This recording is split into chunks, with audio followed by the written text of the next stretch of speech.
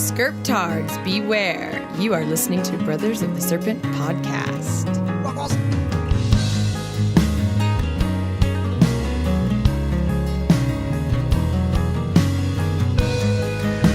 And welcome back, ladies and gentlemen, boys and girls, angels and demons and monsters and serpents and Skerptards! Woo! To Brothers of the Serpent podcast, coming to you not live from the 10 by 10 by 10 tangent cube of science, nestled amongst the dusty bones of an ancient seabed high atop the Edwards Plateau. And we have, as always, the Watcher with us today. How you doing out there, buddy? Out there in space? You there, Watcher? He's watching walls. There he is. Sweet. Yeah, we got a great show. We got the interview with Mrs. Patti Canup from Rockwall for this episode. Do we have any news? Do we have any space news? Do we have any space weather? What's going on? Solar activity is at a minimum. There are no spots right now. Oh, but yeah. I was looking at the corona earlier. Oh, yeah? It looks like there's some action going on the other side of the sun. And there's been some earthquakes. The atmosphere of the sun is made of beer. Corona. Yeah, there was a bunch of earthquakes off of the coast of Oregon. Oh, really? Yeah, there was I like did not see 5.6 magnitude. Ooh. Yeah, and they're like, there's some massive fault out there, and they're like, basically this could be a sign that a big, massive earthquake is going to happen in the near future. But this is normal activity, so nobody needs to worry about it. Yeah. Just like with Yellowstone, right? Yeah. We're seeing like all these hundreds and hundreds of earthquakes, but it's totally normal. Don't anybody worry. Yeah. Yeah. But at the time, I'm listening to Forgotten Civilization. Yeah. Again, by Robert Schoch. And I was at a part where he was talking about the coronal mass ejections and CME, basically disturbances. Yeah. When they hit the earth, they can actually cause earthquakes, and there's a lot of evidence for it. Right. Sunquakes. And even minor ones, like ones that we get hit with on a fairly regular basis. Yeah. Not ones that will catch every single building on fire and blow up every gas station. But just the normal ones. They have been correlated with pretty large earthquakes. So that's why I checked out the sun. Okay. And it doesn't look like there's has been any like major sunspot activity. But there's still some weird coronal activity going on, but it's not facing us. So yeah, I don't know. I couldn't find a correlation. Okay, I did have a. But I really wanted to, guys. I really wanted to. I was doing serious research. Okay, I have this from spaceweather.com.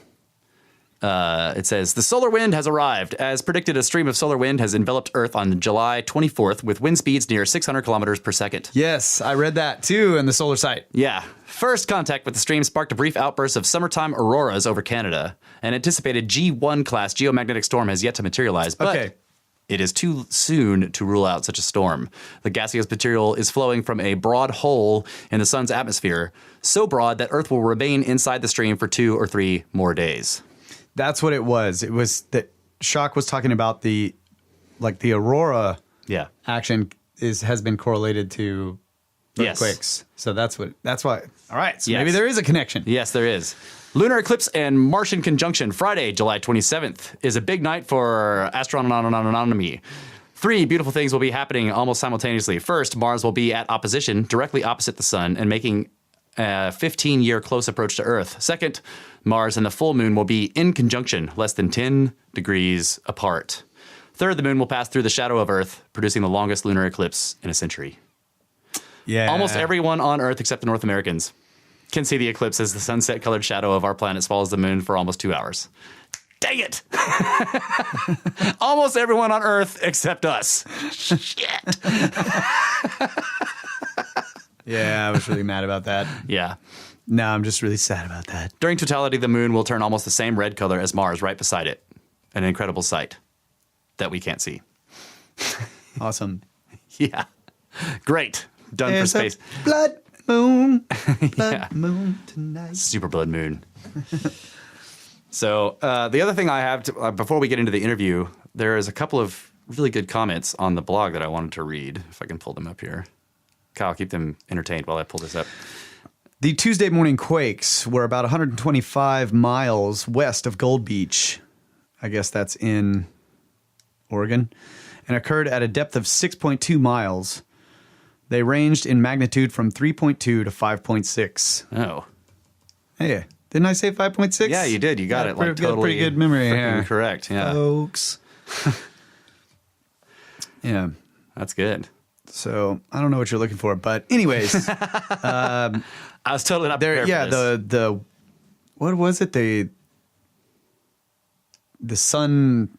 What is the coronal wind or whatever? What is it called? The wind from the sun. The solar wind? Magnetic sun wind. Giant wind magnets. The solar wind? Yeah, the solar wind. That's what it is. Yeah.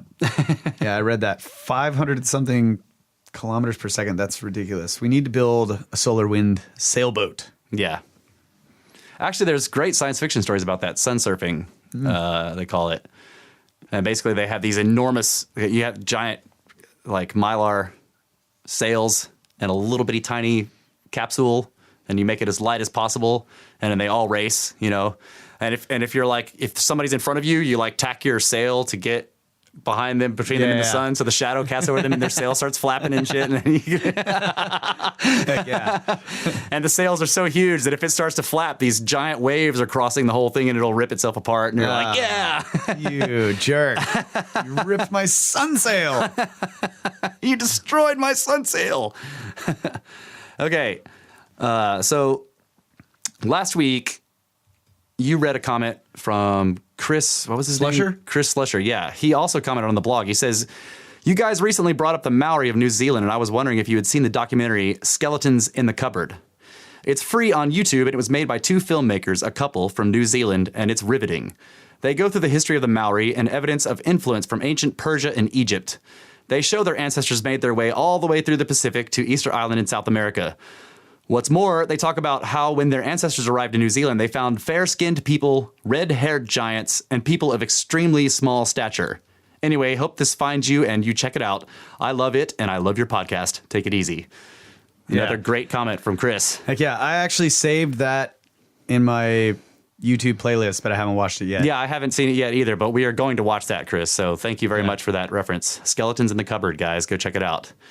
The other comment I wanted to read was from Billy Haltmar. Dude, he says, you need to pitch this as a movie. Now, he's talking about episode 54, EM Fields and Ancient Technology, right? Where we're talking about like the possibility of the entire civilization being destroyed by an EMF. Yeah. And then everything catching on fire. And then I started talking about people eating each other. And then you guys were like, oh my God, Russ, shut up. That's gross, bro. Basically, sun zombies. So he says, dude, you need to pitch this as a movie. The power grid going offline, possibly by a solar flare, resulting in the horribly graphic shit Russ was talking about. But then the ancient technologies going back online around the world and people discovering the ancient technologies being united by following the messages they discovered. Then insert epic ending or leave people hanging to fight over how it ended. Or, dun dun dun, a sequel. Thanks, Billy. Great comments. He's also commented on a couple other articles, and he says to keep the puns coming, so we will definitely do that. So we have Patti Canup with us today. She is from Rockwall, Texas, and we are going to interview her about the Rockwall in Rockwall, Texas. This is something like I feel like stories about Rockwall are all over the internet on various sites about alternative science or alternative history or archaeology. But it seems to me like no one has actually reached out to the people who live there and actually spoken to them and asked them, what they think and what they know. And that's what we're trying to do here. So the first thing I'd like to ask you, Patty, is like, what's the story? Like, tell us the story of the people who founded the town and found the Rockwall. How did that happen? Well, my husband is named David, and his great-grandfather was Terry Utley Wade, who came to Rockwall in 1851 from Kentucky. And in 1852, he and two other farmers, William Clay Stevenson and Benjamin Boydston, were digging a water well on Terry Utley Wade's property and hit something hard and couldn't continue digging, and so they moved up maybe 60 feet north and began digging again, Okay. and went ahead and dug their water well, and then later went back to see what they had hit, that they, couldn't dig the well any further. Right. And they found this rock wall, a wall of rock. And later, when they were trying to decide on the name of the town, several men wanted the town named after them. Mm-hmm. And so it was decided that instead of naming the town after a particular pioneer, they would name it after the rock wall that had been found here. And that was in 1852. Wow. And Man, I wish I could find something like that when I was digging a well. Yeah. So those wouldn't that be fun? Yeah. Yes. those men, did they thought it was man-made, or do you know what they thought? I mean, it seems like I pretty think at the significant to name the time town. They thought it was man-made, because back then they didn't have the scientific knowledge that they have now. Right. But the debate began pretty soon after the rock wall was found, whether it was natural or man-made. Right. And that debate continues today. Yeah, it does. So from what I've read, they did try to get some people, or there were some masons, and I mean stone masons, not, I don't know if they were like Freemasons, but they were masons that came and looked at it, and they said that it was man-made. Is that right? Is that accurate? Well, there have been laymen and ministers and archaeologists and geologists and a physics professor and paleontologists and other scientists that have studied the rock wall for decades and decades. One was even from the Smithsonian. Ah. A lot of them from SMU in Arlington. Well, it's University of Texas at Arlington now. Okay. Used to be Arlington State. Right. In fact, when I was a kid growing up, about a mile from the original site of the rock wall, there would be scientists from SMU and also from Arlington State that would ask my father's permission to walk around our land to see if they could see any outcrops of the rock wall. Okay, so And, I'm sorry. So that's okay. So that implies that, or that shows an actual academic interest in this. That isn't really given in the internet stories. They try to portray it as like no one's interested. Everybody poo-poos it. They all think it's natural or whatever. But this is what you're saying is that like people have over time, across time or whatever, have come to look at it being interested in the idea of whether it's natural or man-made, like actually open to the possibilities at least. Is that right? that's correct. Oh, that's Yes. great. Now, the Faith and 8 or science 10 renewed.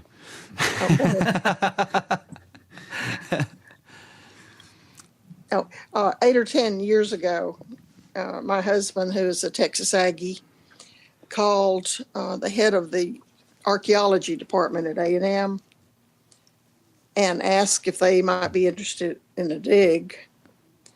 And they were just beginning a dig in the hill country in central Texas. Oh, But he and David talked for a while, and he told David he had studied the rock wall, not in person, but he had studied the rock wall and thought it probably was a natural formation mm-hmm. that very possibly prehistoric Indians had either used as it was or had taken the rocks from existing rock walls and made other rock walls probably for protection or something. Okay. So they modified it. yeah. modified it. Yes. Mm-hmm. Now, is it okay? So there's also has been discussion that there were various features seen in it, like windows or at least portals through it, like doorways, arches, other decorative things that you wouldn't expect to see, like in a limestone formation. Is that also right? Right, and there are some stories about being their drawings or words. Oh. The windows, monogrammed rocks. There are pictures of metal rings that were embedded in some of the rocks. Wow. Whoa. Yes. For hitching their dinosaurs up. Well, could be.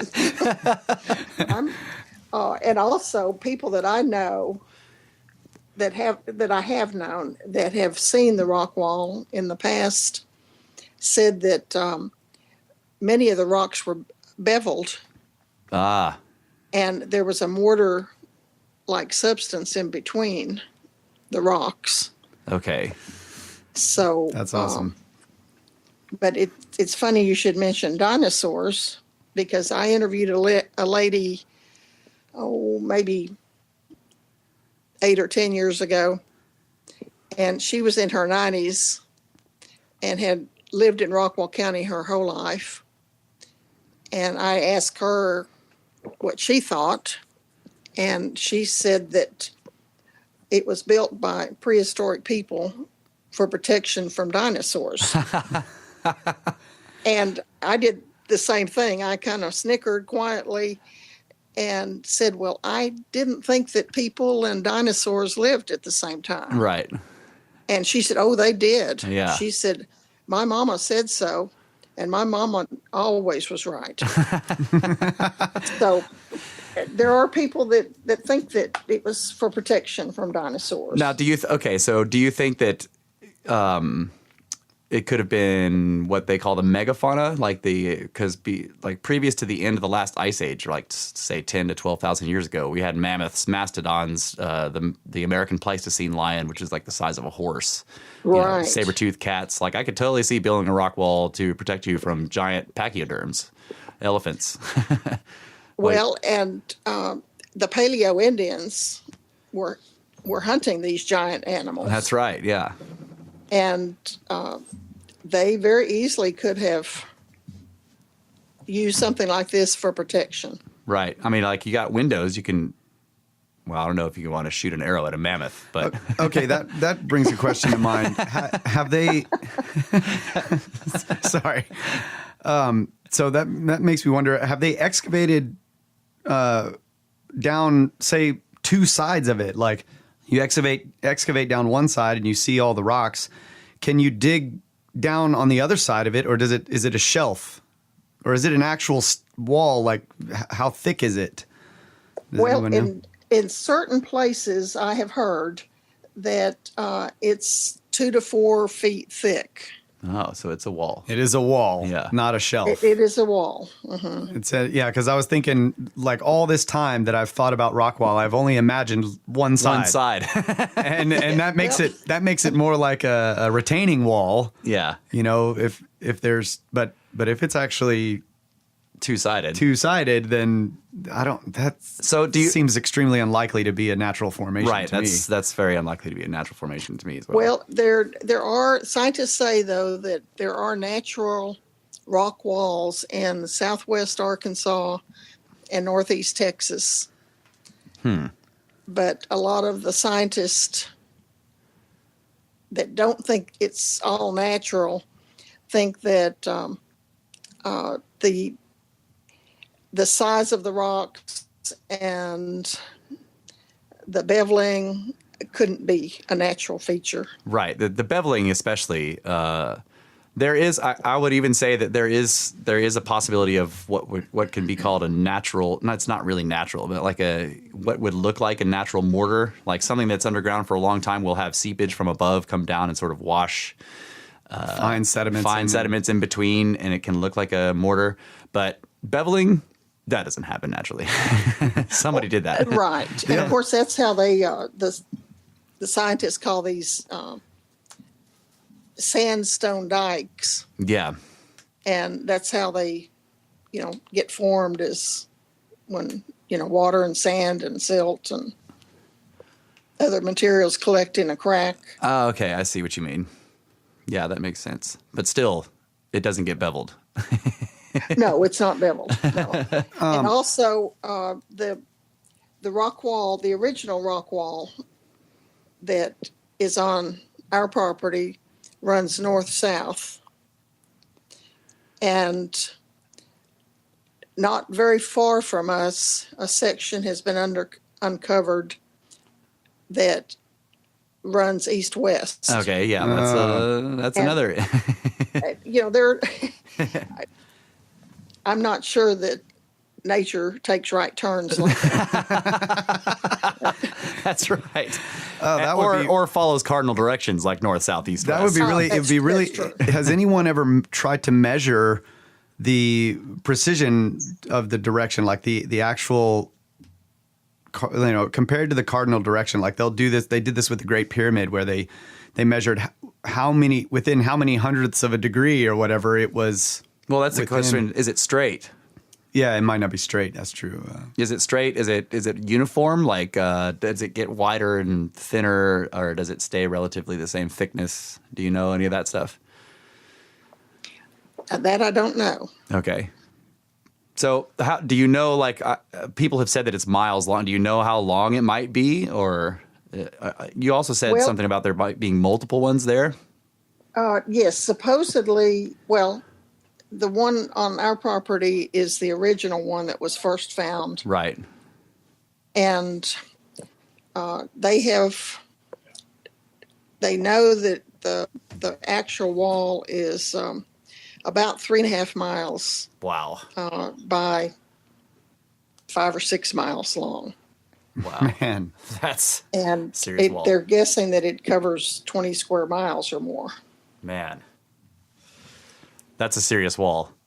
So, Jericho in the well, and Americas. it's in sections apparently. So, Well, yeah, if it's really ancient, you would expect that. I mean, that any kind of shifting could have broken it up. But still, that's a big construction project.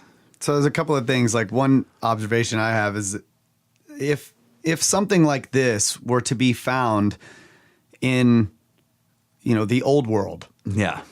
they wouldn't really. There would be much less debate over whether or not it was natural, because they expect to have extremely ancient megalithic construction in those areas of the world, because that's where they think the whole out of Africa theory.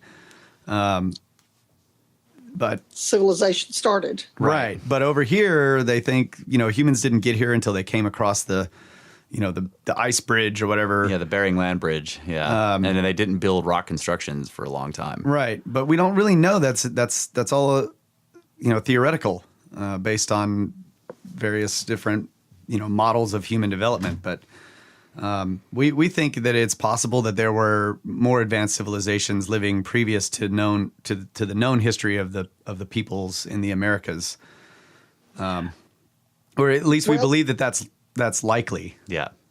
Well, possible. and we don't know how far north the Mayan Indians came. That's right. That's We know true. that they were great builders, and the Indians that were here later didn't leave any evidence of using the rock wall, but that doesn't mean they didn't. Right.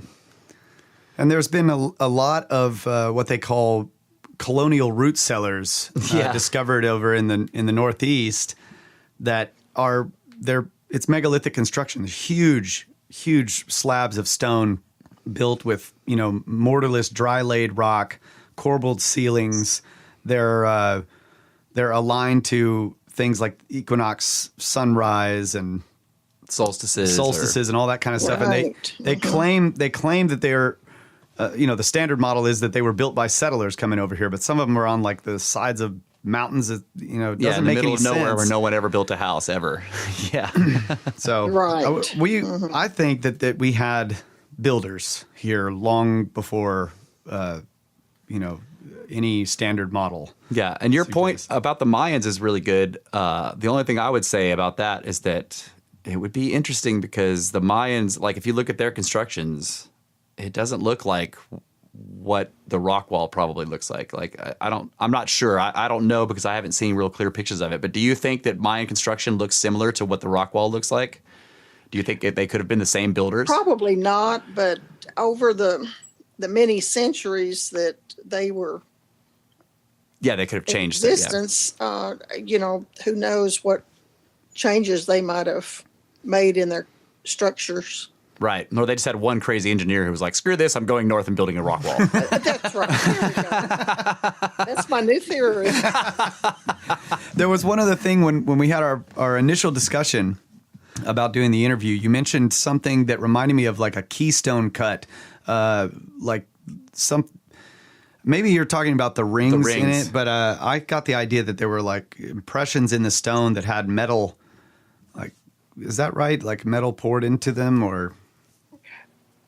Yes, and one scientist would say that it was an alloy, that it had to be from somebody making it. Right. And a different scientist said, no, that wasn't an alloy at all. It was just hapstance minerals or metals. And Yeah. He sculpted it basically. Yeah. Yeah, we have a word for people like that. We call them skirptards.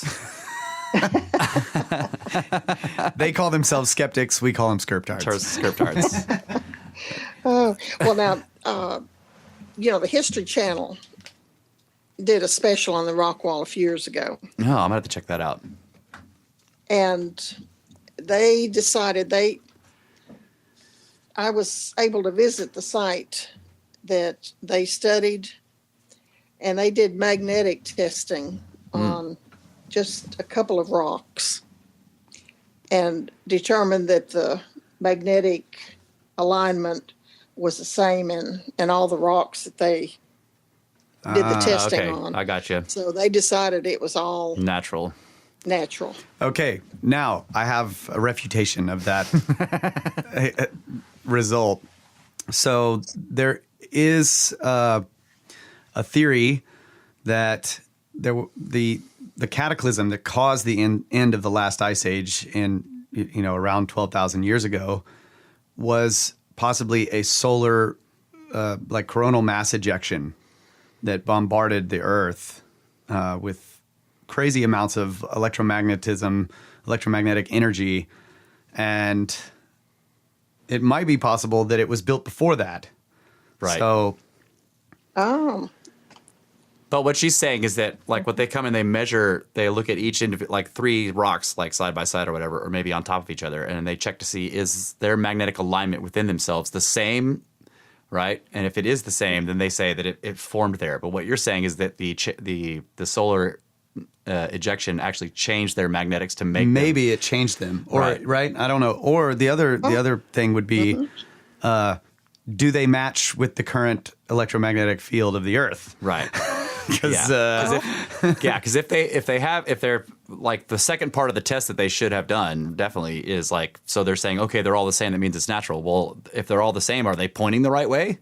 right, Because if they're not, somebody put them there. if the wall turns, then the magnetic alignment of those rocks after the wall turns should be kind of pointing in a different direction. yeah. Or Compared to the rock. Or if it was natural, it should remain pointing in the same direction even though the wall turns. That's what I'm saying. That's Yeah. what I meant to say. Yeah. yeah. That's all very interesting, but I don't understand all of that. So it's We're just I know speculating over that here. They only studied just that one small section Right. Yeah. of the rock wall and didn't study any of the other outcroppings Right. that are in the county. Now I've read that there's one place where there was a dig done a while back that was kind of near a highway that people can just go see, like you can stop. Or did you say that got flooded out or? It rained afterward. This was the one that the History Channel Oh, okay. studied, and we had some heavy rains, and it basically just Filled in the hole. Yeah. I did talk to the person that excavated that and asked him, if you were going to try to preserve a part of the rock wall, how would you do it? Yeah.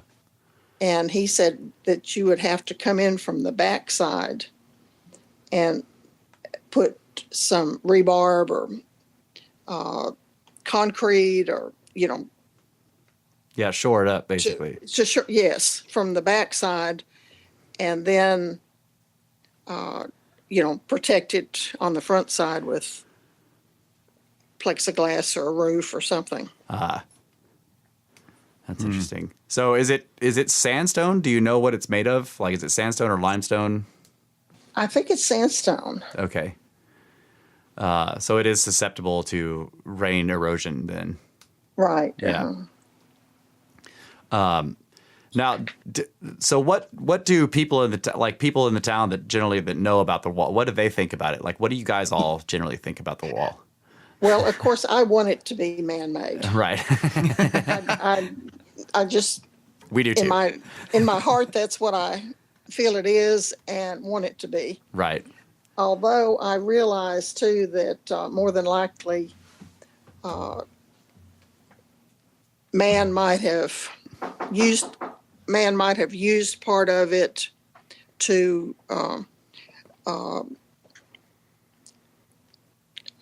change it, Right. or to build something different. But I want it to be man-made. Right. From the Last ground up, you mean? December, we had a program at the Rockwall County Historical Foundation on the Rockwall, and it was a debate. And prior to the program beginning, about half of the people in the room thought that the Rockwall was a natural formation, and about half thought it was man-made. And after the program, virtually everybody believed that it was a combination of the two. That's very interesting. I want it to be man-made too. Yeah, so do I. Oh, good. I'm not the only one. No. So I'm curious now that you're talking about there are portions of the wall that can protrude from the surface, but most of it is completely covered. So if it's sandstone, what is the rest of the soil Yeah, what's covering it? that covers it, and how deep does it go? Well, what I have been told is that it's about 3 feet under the surface, and the majority of the soil around here is white clay. Of course. The good dirt, Rockwall is on a hill, and the good dirt over many, many, many years has been washed down into the bottoms, which is now covered with water in Lake Ray Hubbard. Right. So our official show observer, Brett England, Yeah, he's asking about the lake. He says, "I'm curious to know where the wall is relative to the reservoir, Lake Ray Hubbard. There are so many ancient things that are written off as natural, then get flooded by damming up of a river." Yep. Well, there are probably sections of the rock wall underwater now. Under the water. I'm just guessing. Yeah. Or if it wasn't a single, people rarely build a single giant edifice, except like if it's a pyramid. And even then there's stuff all around it.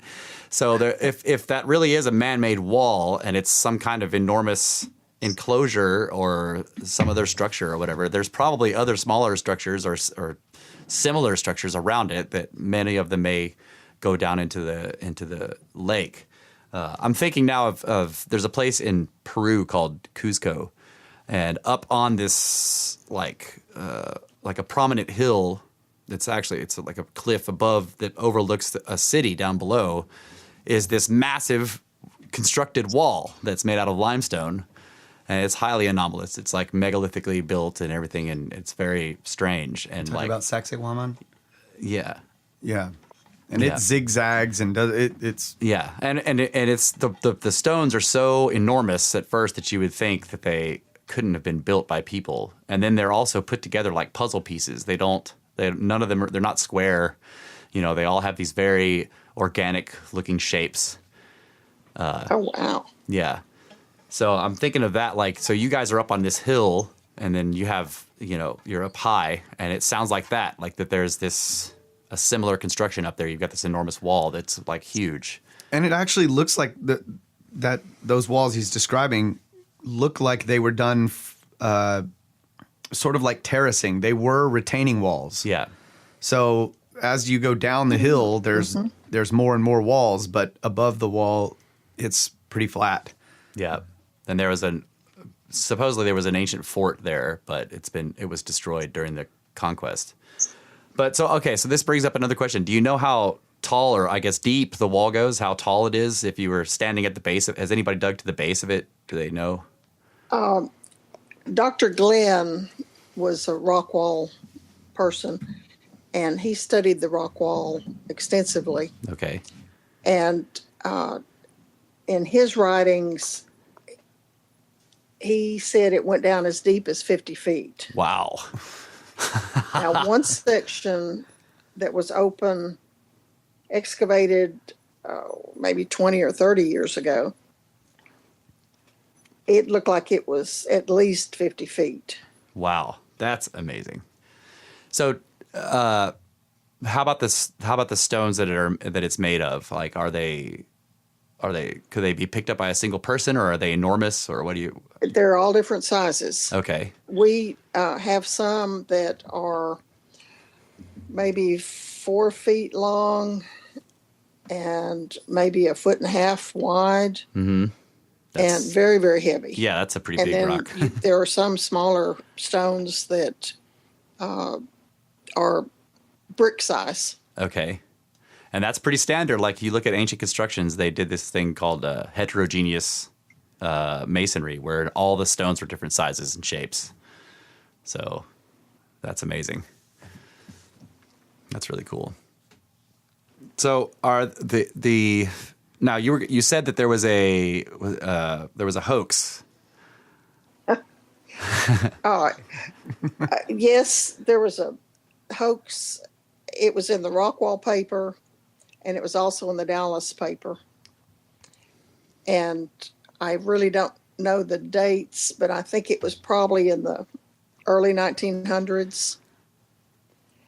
And there apparently were 2 farmers that found a cavern, and they went in it, and there were giant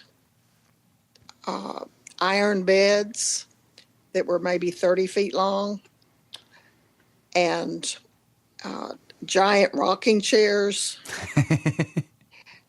and rocking chairs. corridors that led toward the center of town where the old courthouse is now. Mm-hmm. And apparently they found giant skulls. Right. And this went on for several weeks. And at one point they said they would allow people to come and actually look at it. Okay. But then they never did.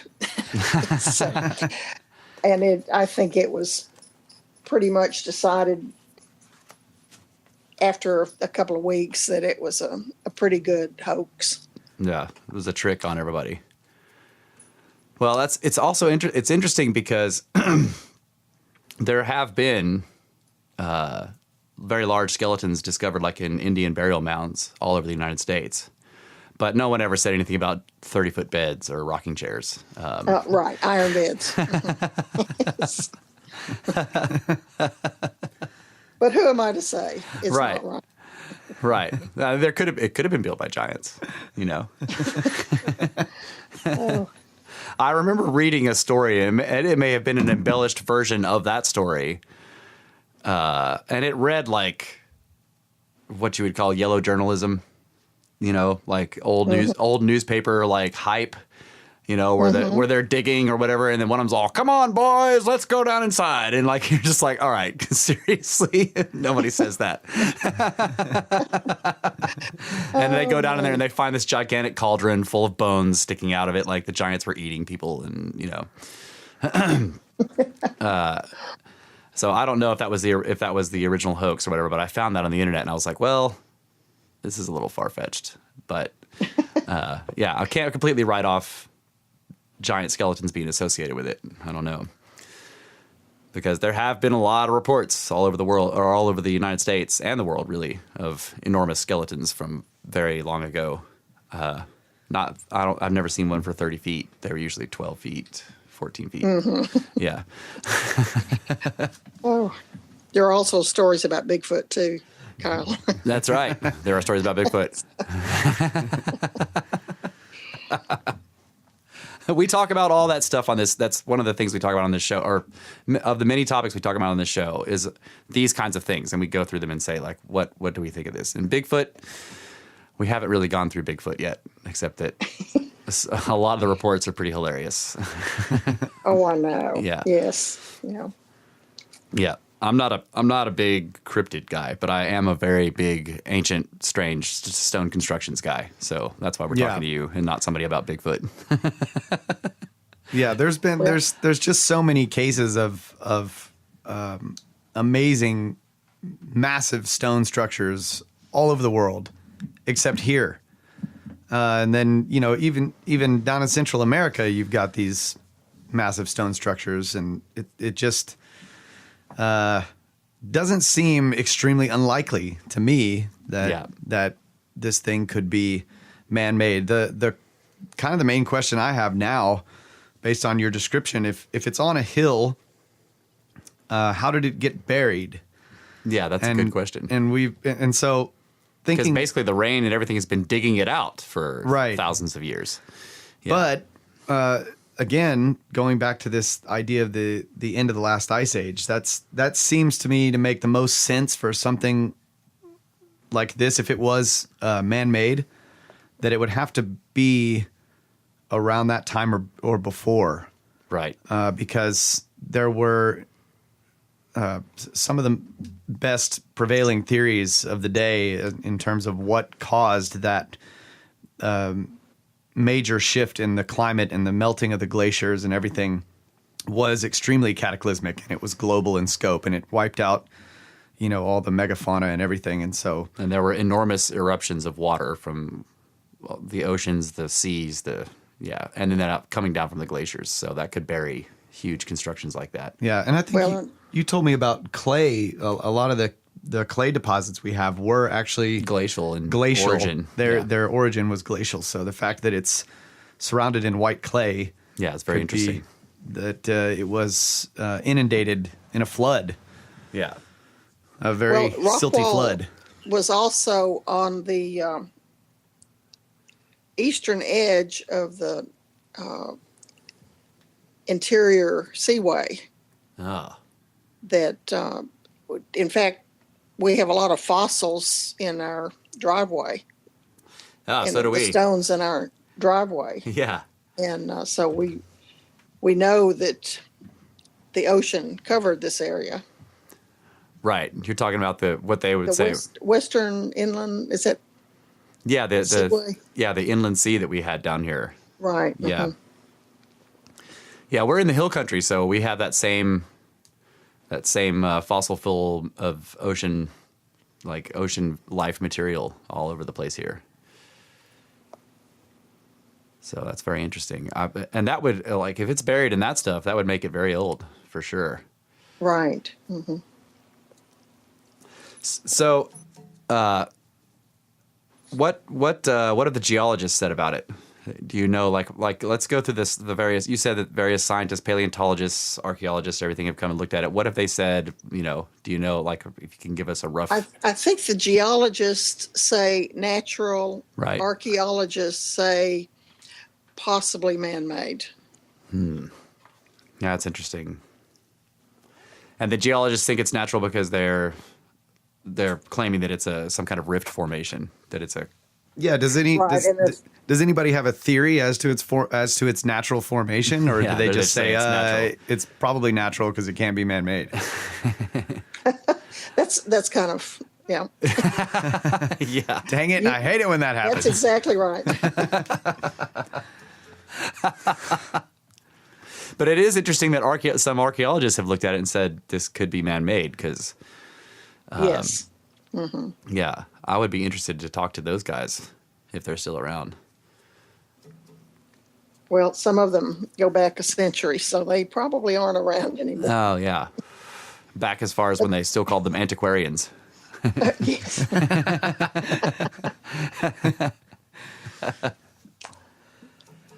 You also told us about in your family. I can't remember who it was, but that someone built. Like they wanted it to be open to the public to come see. And there are people taking pictures around there. Right. David's grandfather, Tom Canup, and his brother, Rich Canup, opened up the original section in 1936 when the Texas Centennial was going on. And, of course, Rockwall just had one main road through it. Right. That went to Dallas. And so all the traffic, went right by it. And they built a petrified wood and stone archway, which is still present. Wow. And they charged 25 cents for adults and 15 cents for kids to go down in the rock wall. That's awesome. That's And great. the area was a gathering place for a lot of the young people in town. Groups of people would come to have their picture made in front of the arch. And they also had, David's granddad sold tasty bread and candy bars and RC cold drinks. Man, I have 25 cents. Can I come? Yeah, we want to go. And they even had boxing matches because people would gather, and invariably somebody would have some boxing gloves. And they'd say, well, let's just have a boxing match. Let's have a fight. And they had, similar to a penny arcade, David's granddad set up bottles. Oh, And yeah. if they could toss pennies in the bottle, then they could go down and see the Rockwall free. Ah, Oh, that's cool. And I'd have to pay 25 cents. I'm not good at that game. I'm wondering how many pennies are still down there. Oh, yeah. And so For that future archaeologists to find and be like, see, that's this what is I was going man-made. to say. 12,000 years from now, archaeologists will be looking at this petrified wood arch, and they'll be like, "Oh, it's totally natural." Oh, completely natural. Yes. What about these Oh, pennies? Oh, it's just a mineral collection. It's a random collection of minerals. That'll make me want to go down there and start digging. So that area of that original area of the rock wall that was exposed during that time when they were doing this, is that still exposed? Can you still go down there and see it, or has it been? No, in fact, I have never seen it, the original. I've seen it at other locations. But they closed it in the mid to late 40s for a couple of reasons. One being that my husband's family lived on one side of the rock wall and his grandparents lived on the other side. And David would walk in his sleep, and they were afraid he would fall in the well or the rock wall. area. And also people would break down the fences to try to sneak in at night and in the evening to see it so they wouldn't have to pay. Sneaky And David's geologist. family probably. had sheep and goats, and they were constantly getting out. So the way they closed it is they just bulldozed dirt over it. Oh, So it's really closed. well, it's closed, and you can still see the steps that led down into it and the arch. Wow. Well, now I want to go down there and dig. Come on, we'll just start digging. So you live right next to that area. That's right. Is that right? Yes, we live about 50 yards from Wow. where the original one digging was. Do y'all? Are there any of the pictures and stuff? Do you have any of the pictures from that? You know, you said people would gather down there and take photographs and stuff. Are there any of those we can I've got post? pictures, and would you like for me to get some to you? Oh, that would be Yes, great. that would be fantastic. We'll post them Okay. on the feed. Yeah, I'd be glad to. And then also the Carolyn, the curator of the museum. Right, Carolyn Holt. Yes, she had I think it was a drawn or painted picture of, you know, a depiction of the wall of the One original. of the parts with the windows and stuff. Yeah, and she sent me that, and I don't know who it belonged to, but I asked for permission to publish it in the podcast when we do the interview, and I think she was trying to get that, but I don't know who did it.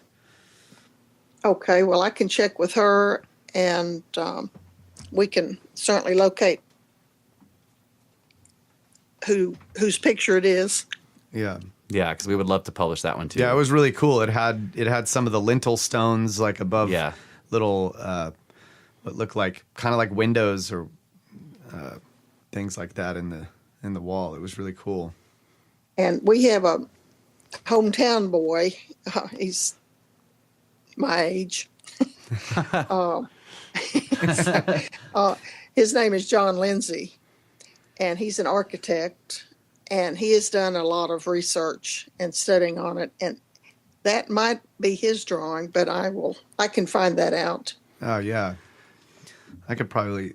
Do you know if he would want to talk to us? Is that possible? He very likely could. Yes. Because that would be great too. I really like. We live so close to Rockwall. Like we're in Texas, and I feel like this is a subject that's in our backyard, and I really would just love to get the real information out there, because there's so much crap on the internet, and from one side and the other, of whether it's real or not.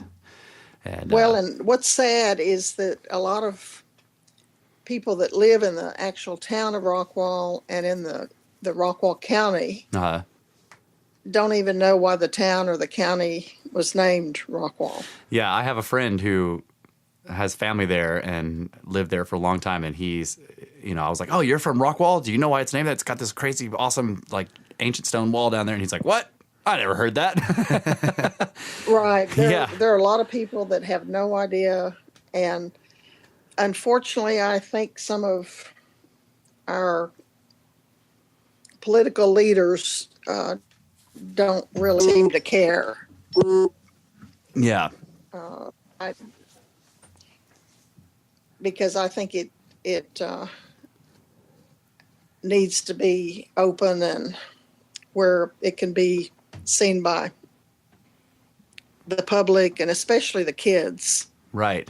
School kids need to know the history of our county. Yes. So that brings me to another question. I've seen this also on the internet. I wanted to ask you if this is true, that on occasion during voting or whatever, there will be a petition that will get all kinds of signatures from townspeople to allocate money to do stuff with the rock wall, and then somehow, even though all these signatures were gotten to get the petition in, it somehow doesn't get voted in. Is that true? That I don't know anything about that. Okay, so that's probably not true. That's probably a made up story. Right. because that always sounded weird to me. It's like it make it's like somebody wanting to push a conspiracy, right? Like, oh yeah, we get all these signatures from the townspeople, and then somehow it gets voted down. You're like, yeah, I think we would probably know about that if that were the case. You probably would. That's why I wanted to ask. Okay, but there are still areas of the wall that are exposed that can be viewed. Like, is it all on private property or? It's all on private property. And my husband was walking a couple of years ago in a new housing area where houses were being built, very, very close to where I grew up. And he came home one day and said, part of the rock wall is exposed. oh, And I went and to see it, and it was where they were leveling a lot for a new house to be built. And it was probably 20 or 30 feet long and maybe 2.5 or 3 feet exposed. yeah, And so I told one of the city councilmen about it, and he went and looked at it. And unfortunately, a week later, every stone was gone. oh no, What?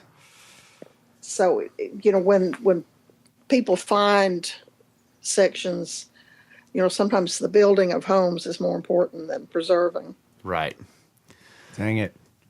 So we were talking about preservation efforts for the wall and what you wanted to do with that, or what was necessary for it. And you were saying, so you told us about the contractor or the digger, the guy who said that it would need to be shored up and then protected in the front. Right. Mm-hmm. And you were talking about needing to, you need to raise funds for that, or? Well, I don't know. There was a bond election a few years ago that did not pass. And I personally don't think it was presented properly where people understood what it was for, and it was just part of another bond, issues too. And they say they can't do bond issues, they can't have another bond election, which I've known cities that have. Yeah. I think it's very, very important to have it open someplace, whether it's the original one or one of the other areas where the rock wall has been found, just because that's our history. Right. So if people that are listening or that read about this, want to help, whether they're from Texas or not, how could they do that? Is there a place they can go, or somebody they can contact? They could probably contact the Rockwall mayor or the Rockwall County commissioners. The Rockwall County Historical Foundation is very interested in preserving the rock wall. Okay. So the Historical Foundation is a good go-to then, because we've talked with it. Yeah. Mm-hmm. Right. Okay, good. So people can contact the Rockwall Historical Foundation. They have a website online. Right, Rockwall County Historical Foundation. Right. They can contact them if they want to help. So that's great. That would be great, because the more people that are interested in it and would like to see it open, then the better chance we have of actually seeing that happen. Right. Yeah. And we would just personally, we'd love to come up there sometime and take a look at what is exposed on y'all's place or anywhere, see what we can see and take some photographs. And we could do, all these topics we talk about on the podcast come up time and time again. So it's not like we do one show on one thing and then move on. It's kind of like we keep all these things going. So that would be a lot of fun, and we could do, if we could get a look at whatever whatever is exposed out there and take some photographs. Yes. Well, Kyle, you and Russ are invited anytime. Yeah, that's great. Thank you. Snake Rose field trip.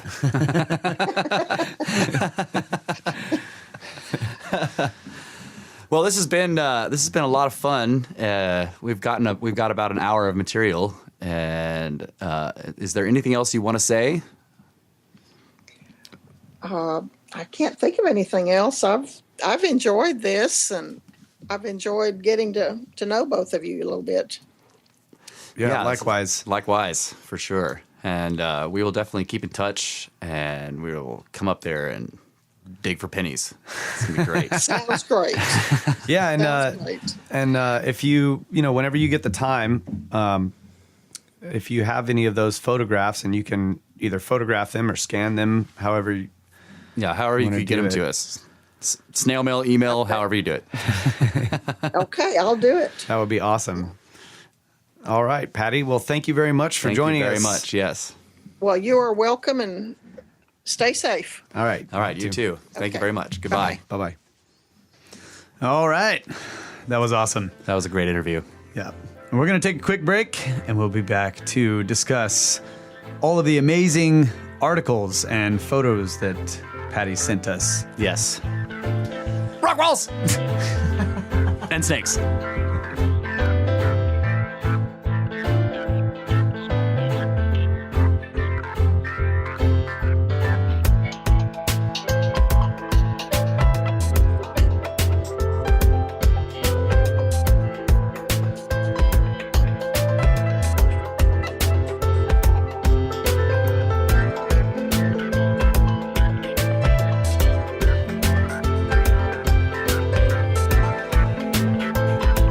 From across the sands of time, through the ethereal mists, two voices, two brothers, two snakes, in a 10 by 10 by 10 tangent cube of science. Dos hermanos.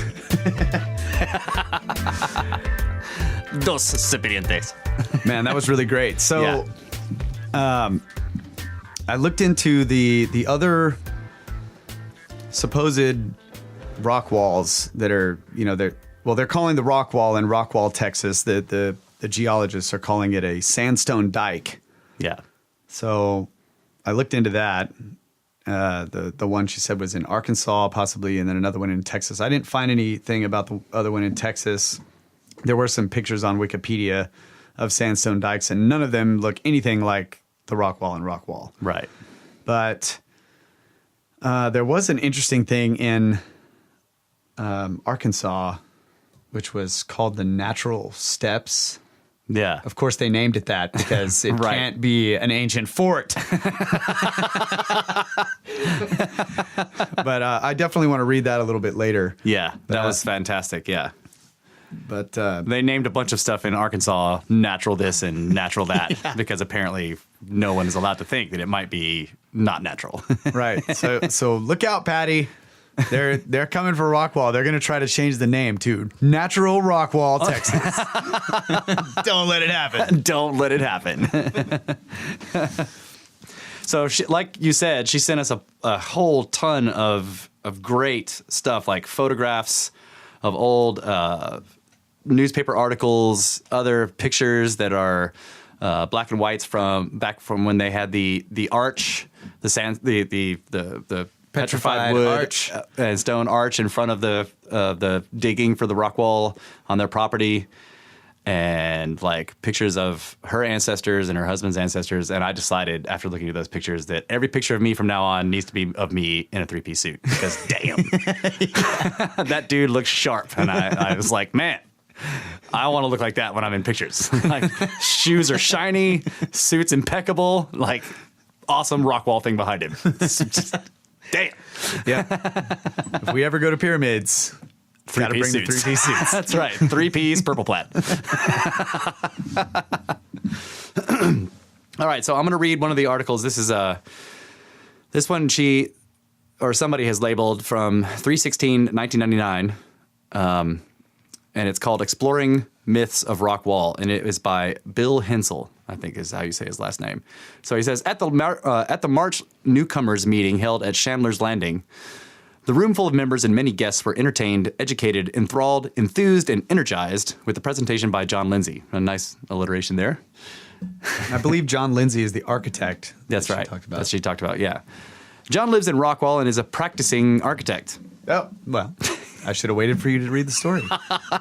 He describes himself as an amateur archaeologist. Based on his tremendous knowledge of archaeology and the ability to explain and transmit it, there's nothing amateurish about John at all in attendance. There's nothing amateurish about John, and all in attendance would no doubt agree. John's subject was Rockwall's Rockwall. I guess most of us have heard about this so-called wall from which our town got its name. There is a replica wall made from actual stones in front of the county courthouse. Many landowners report outcroppings of the wall in various parts of the county. Much has been written about the wall and its origin, so the statement that a wall actually exists is nothing new. But then perhaps you've never been treated to one of John's lectures, because he brings new insights and documentation regarding the wall, its origins and theories, which, if correct, could literally change history as we know it and accept it today. John is no newcomer to these digs, pardon the pun. There you go, Billy. He spent much of his early youth hunting squirrels and catching catfish in the bottoms, which are now covered by the waters of Lake Ray Hubbard. He graduated from Rockwall High School in 1959, did his undergraduate work at North Texas State, and received an advanced degree from the prestigious Harvard University. He left Rockwall in 1975 and worked at various jobs, including a stint at NASA, which apparently was invaluable in helping to interpret some of the data he has amassed concerning the precise location and orientation of the wall and some of its features. John returned to our fair city in 1991 and has spent countless hours in his research and efforts to untangle this local mystery, or perhaps better described as a phenomenon. One of the theories of the wall suggests that it is a natural geological occurrence. John's findings and studies debunks this in the proverbial New York Minute. The wall is definitely man-made. Made by whom and made when are questions not yet fully answered. But John has some data that can lead to some very interesting conclusions. For those who might envision some little old stone fence, John has news for you. The wall is actually a gigantic rectangular structure measuring 3.5 by 5.6 miles on its sides. The wall stands 50 feet high, with some stones estimated to weigh as much as 2 tons. John provides evidence of windows and doors built into the wall, and the placement and orientation of these openings have significance when compared to similar structures associated with known ancient cities. The architectural features of the windows and doors are the same as applied today in modern buildings, and it's mind-boggling to think that someone applied this science thousands of years ago. John is not tackling this project alone. He is the coordinator and director of the project, but, for instance, has enlisted the aid of geologists from Texas Tech in helping to identify the geological age of the rock material and its mineral makeup. He is receiving support from NASA, where their ground-penetrating image technology will help to produce a detailed plan of the complete structure. Heavy earth-moving equipment is due to arrive shortly, and a massive excavation effort will uncover a 300-foot portion of the wall to its maximum depth of 50 feet. When John speaks of this latter operation, his eyes light up and you can almost hear the gears turning in his head. Excited just doesn't describe his feelings. After John's talk, he sat beside me and tried his best to enjoy his lunch. He had raised everyone's interest and curiosity to such a pitch that ladies kept coming to our table with questions and comments. John may have gotten a bad case of indigestion from gulping down his food, but all comers were met with enthusiasm, and his machine gun-like patter continued, even through the pecan pie dessert course.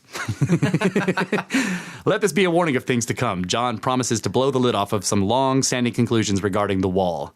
If things happen as he predicts, little old Rockwall will have a new place in the world map. Just remember, you heard it first, right here. Not if the scriptards have their way. That's right, and they usually do. So yeah, I was reading that article by the leading scriptard of all scriptards, John Colavito. Yeah, and he was talking about Jason. I'm sorry, Jason Colavito. Jason, yeah. Ugh. He was talking about an excavation of it. And he's like you can just feel the negativity in his tone when he's saying, "There's this massive crawler out there just ripping up rock." Yeah, he's dripping with scriptor. Yeah. Yes. Golly. Yes, dude. You have to use an excavator. That's right. When you're digging at something 50 feet deep, you probably should use an excavator. Yeah, unless you want it to take 50 years for your precious archaeologist to uncover it with toothbrushes. Yeah. Yeah. So, okay. Sorry about that. That's all right. I've got this other article that she sent. This is a typewritten version of it, so I don't know if this was ever published or not. But it's called Rockwall's Rockwall, Man-made or natural? ? I'm going to read some excerpts from this. So, all sorts of opinions are advanced by awestruck visitors, ranging from seismic upheaval of the earth to undoubtedly the wall is the outer ramparts of an ancient walled city, the remains of which now lie buried beneath the feet of the present-day Rockwallites. A strange substantiating fact is advanced by the buried city class of philosophers or would-be scientists, clinging unshaken to their theory, is the fact that no stones similar to those composing the strange wall are found anywhere in that section, other than occasional scattered stones from wrecked or fallen early-day chimneys that early settlers reported using in building of chimneys taken from the rock wall. The theory of no other such stones about the community, which is true, incites the speculation. Okay, now I've got to skip to the next page here. Incites the speculation of their origins. 2 or 3 apparent logical methods of securing the stones include they were molded soil composition by hands of prehistoric builders, and that they could have been quarried at some distant point and brought there by boats. So, former extensive investigation conducted several years ago by a Dallas publisher brought several archaeologists and geologists to Rockwall for an extended period. The wall was defined as about 4 miles long and 3 miles wide. Most geologists finally placed their stamp of disapproval. The wall was not man-made, classifying it as only another strange phenomenon of nature. Another geologist publicly declared he believed about its confines there lies a prehistoric city and civilization, presuming to the point such a decision is warranted by the perfectly laid straight line of the wall, which is also truly perpendicular and perfectly smooth-faced. Some philosophers contend geologists place their negative stamp on the idea the wall was man-made because they usually work along the lines of presumption to a point where proof seems positive, but often without the assistance of comparative data. And this proof is insufficient to warrant a positive statement for their decision the wall is not man-made, which is, we talk about that stuff all the time on this show, where they're just like, and we actually mentioned this in the interview with her, where we asked, do they have a theory of how it was built? Right. Or is it just because they say it can't be man-made? And she was like, yeah, it's that one. Yeah. So here's this part is very interesting right here. In disapproving such decisions, one philosopher contends the wall is prehistorically man-made, constructed so distantly far into the remote past that nothing of an ancient nature discovered to date would equal its age, and that no comparative data is available due to its age. In other words, the reason why you have no comparative data is because this is the oldest thing ever found anywhere ever, which is pretty interesting. Yeah, that's freaking awesome. Yeah. He contends that this wall was not built of rock, but of adobe or sun-baked clay, and that the earth filled in, as is the case with coal, marble, and fossilized skeletons, and that the earth's pressure and seepage conditions compressed the adobe to about 1/3 of its original width, the process caused by saturation after its burial. He declares nature erects barriers, etc., but no such construction as mortar joints and masonry work, and believed the wall a man-made edifice in early ages that was eventually buried by a steady earth drift, which filled in and compressed the wall after the seeping and softening of the adobe. Another philosopher theorizes the wall is undoubtedly prehistoric, contending it was the possible face of a breakwater built when the major portion of that country was a sea for protection throughout that vicinity. So that's awesome. So that guy was saying that this wall was actually made of adobe and clay, like clay bricks. Right. And that it's so ancient that it became fossilized, which means it was the clay and everything was exchanged and it became stone. Right. Which would actually explain the rings protruding from the stones in the rock wall. Like if they were actually coming out of stone, not the joints. Right. Unless they had a shamir, that's very difficult to explain. Right. So if they were making giant clay bricks, then you could easily mold metal rings into the bricks, and then later on that becomes fossilized and the metal rings are still sticking out of it. Yeah. Yeah. That's especially if the metal rings were of an alloy similar to the Pillar of Delhi? Yes. That's right. Yeah, the iron that doesn't ever... Right. Yeah. Incorruptible. Or even the legendary or mythical hardened copper that was supposedly found in the Americas on occasion.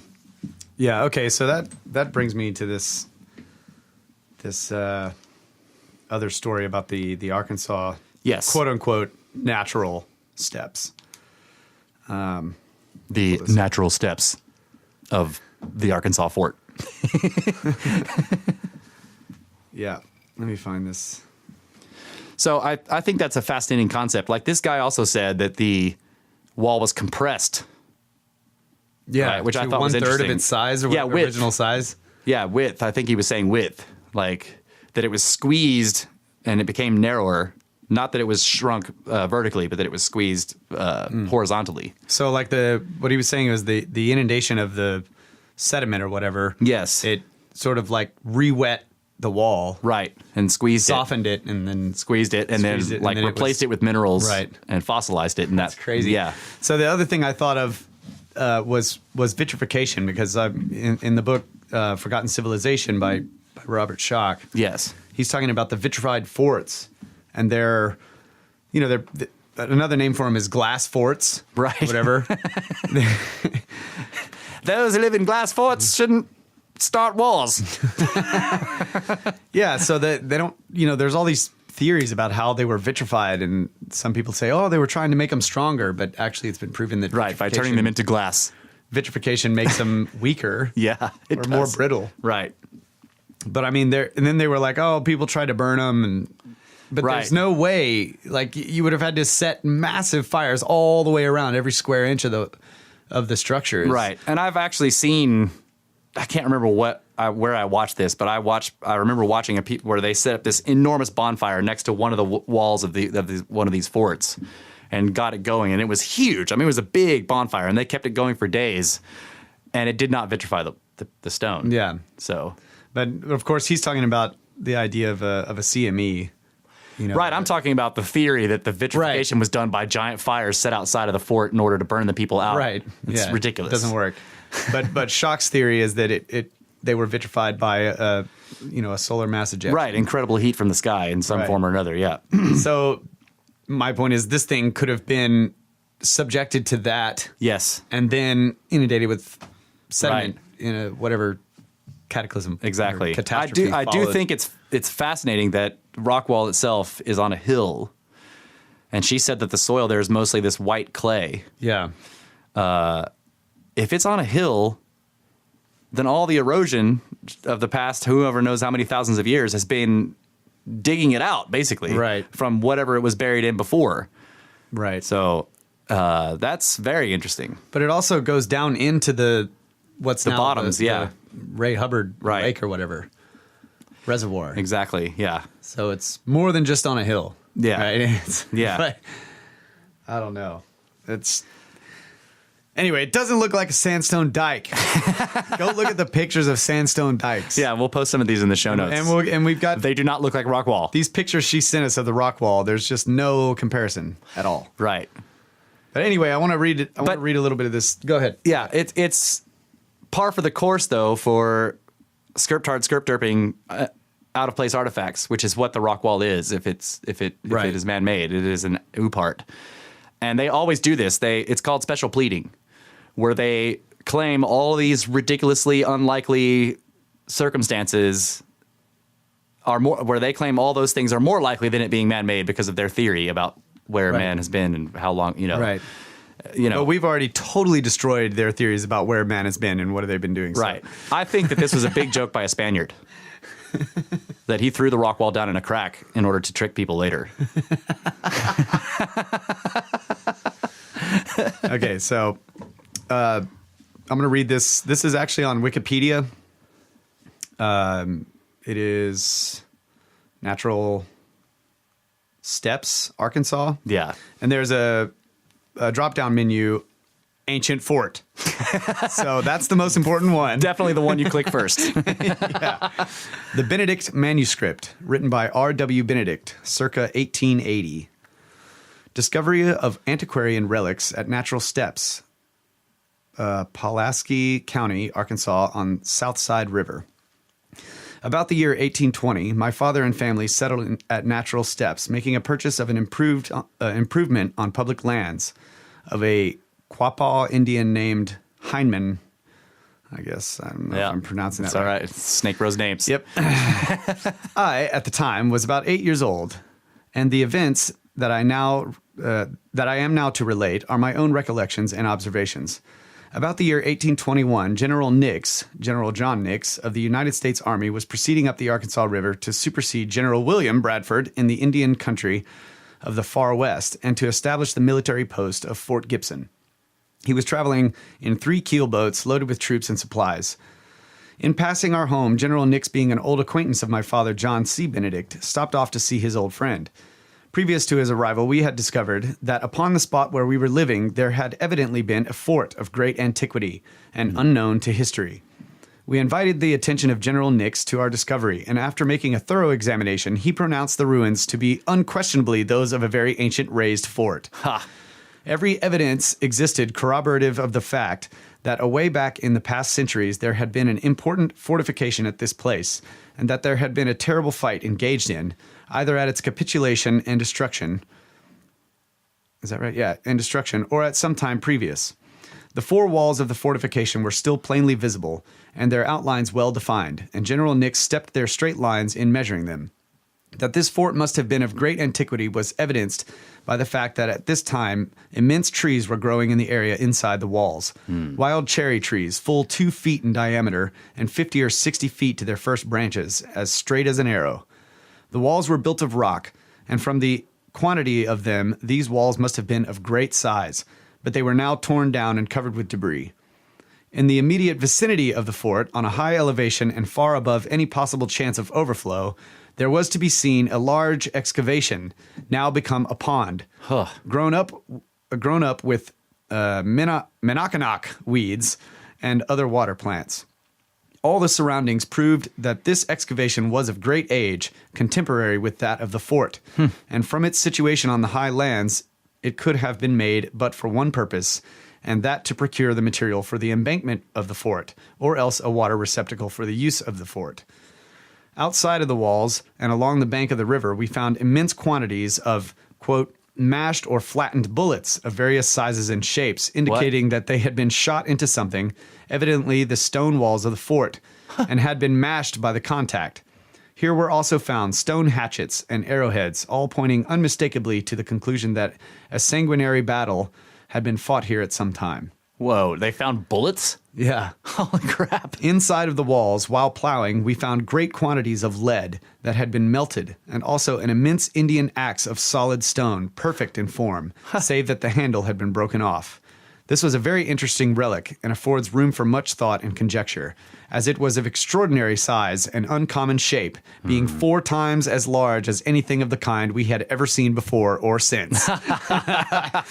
Nothing of its form had ever been seen in this country before, and the verdict of all was that it must have been brought from some far-off country by an invading force. In or about the fort was also found another most remarkable relic, which was, quote, a solid piece of brass, weighing exactly 5 pounds, 5 or 6 inches long, square in shape, having on either of its 4 sides 3 distinct deep impressions about the size and shape of an old-fashioned watch case. The center impressions being the largest, and on either end a similar impression covering the entire end, save a margin on the outside. Oh. All of these impressions were of like shape, only differing in size. No letters or characters appeared thereon, but perfectly smooth surfaces, save the impression spoken of. This brass nugget was examined by many of the most scientific men of Arkansas in that day, and none were ever able to throw any light on it as to whence it came or for what purpose it could have been utilized. It remained in my father's possession for many years, he always having refused to dispose of it, though frequently urged to do so. Of course, right? Yeah. Throw that thing away. Yeah, get rid of that thing. That's stupid. That's a dumb thing. And it finally, very mysteriously, disappeared, and we could never get any trace of it. Oh, man. About 4 miles above this spot, one Joshua Chandler found a piece, or rather a slab, of lead of peculiar shape and singularly situated. It was found about 18 feet under what appeared to be the virgin soil, which had been some distance from the riverbank. But the wash and caving for many years had reached it, and when found its edge was alone discernible, protruding from the washed bank. Upon excavating it, he found it to be a slab of lead, smooth on the faces and edges, about 8 by 14 inches in size, 2 inches thick, and weighing exactly 77 pounds. Good grief. That's crazy. This slab bore distinct signs on its faces of having been struck with an axe or tomahawk, It had a hole in each corner about 1 by 1/2 inch, just about the size that would be necessary for a strap to pass through in order to pack it. It was found in a vein of black clay, and a little removed from it on one side was a bed of ashes and fire coals in the same vein of clay, plainly indicating that this was over the surface of the ground and that the accumulation of ages had thus covered it with 18 feet of soil. Holy crap. Here again is ample room for speculation and conjecture. Was this the remains of a campfire? Was this slab of lead cast here and at this time? If so, by whom? For what purpose? And why was it abandoned? From my studies in connection with these discoveries, I am convinced that there certainly was, at some time, an important fort at this place, garrisoned by somebody, that said fort was attacked by invaders, that it was subsequently demolished, either before or after capitulation, and that history fails to record any information thereof. Bullets. Yeah.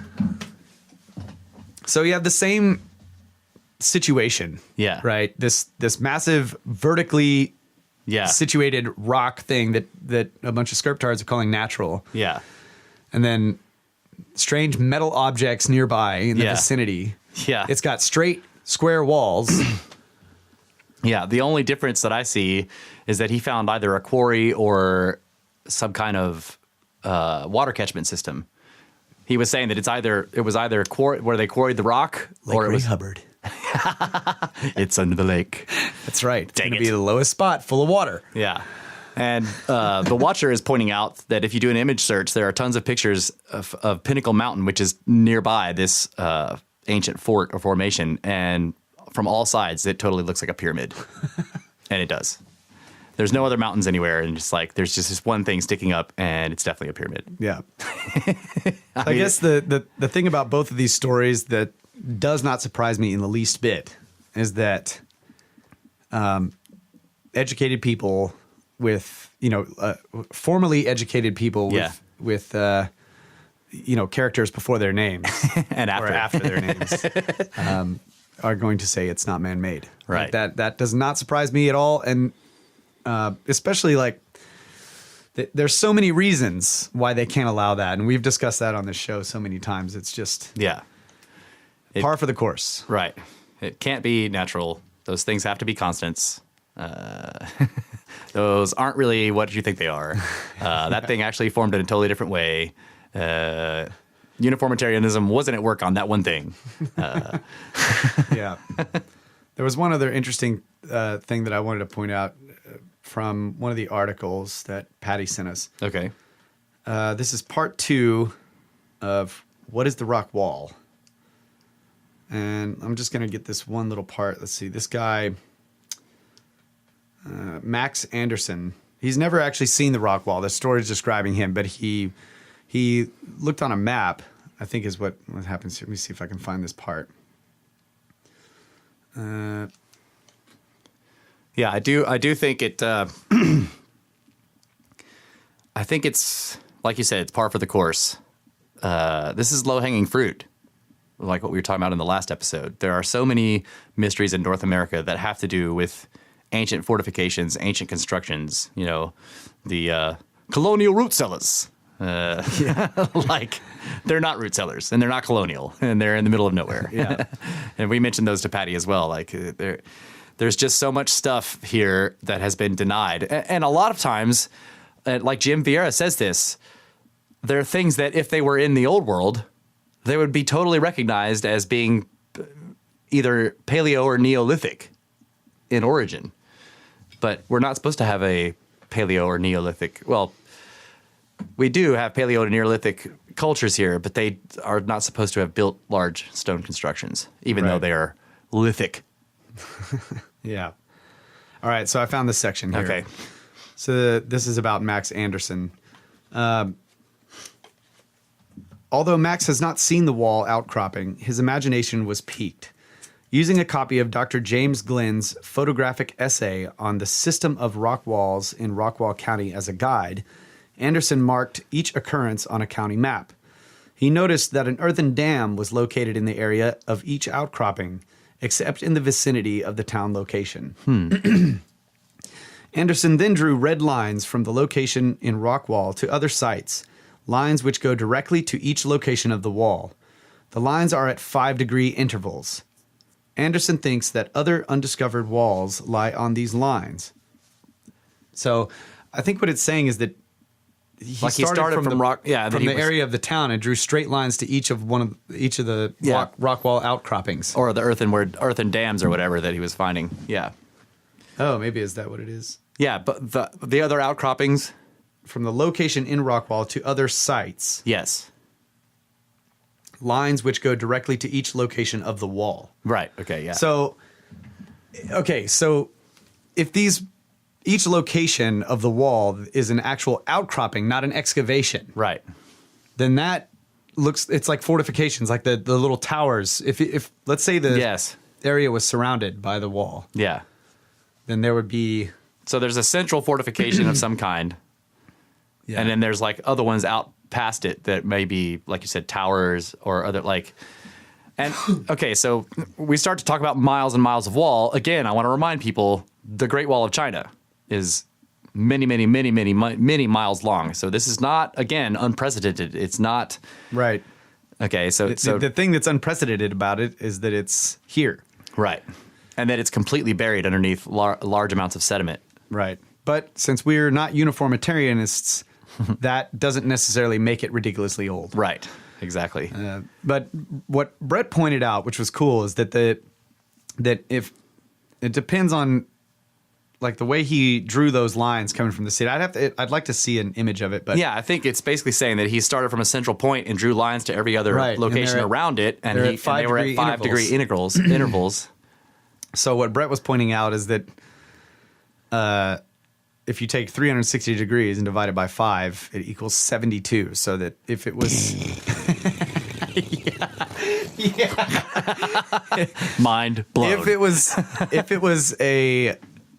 if the 5 degree intervals make sides of a circular or thing, yeah, round type enclosure, it would have 72 sides, right, or 72 towers or protrusions, right. At the top. It's pointing to 72 different points, yeah, and they could be towers, or if it's a continuous thing all the way around the central point, then it would have a 72 sides if each section was a straight section of wall, if it didn't curve. Yeah. But even if it does curve and it's an actual circle, it's very strange that 72 other positions have been located. So in the article they say that it's the lines that he drew are at 5 degree intervals, but that implies that it doesn't say that it's a full circle. It goes all the way around, right? But each line is 5 degrees apart from the other ones. Yeah. So that if you think of it as being a complete thing, that's crazy. Yeah. 72, as you guys know, is precessional. Yeah, so it's a calendar, bro. It's a giant calendar, space calendar, observatory fort. All right, we're gonna take one last break.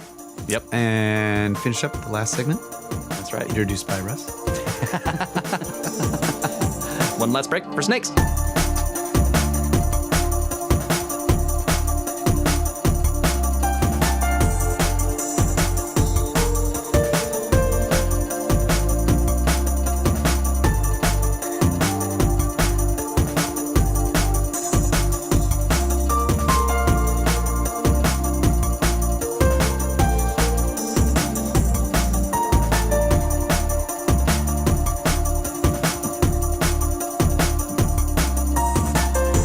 And we are back here at the Snake Rose Institute for Advanced Corporate Studies and the relentless pursuit of the lithification of defecation.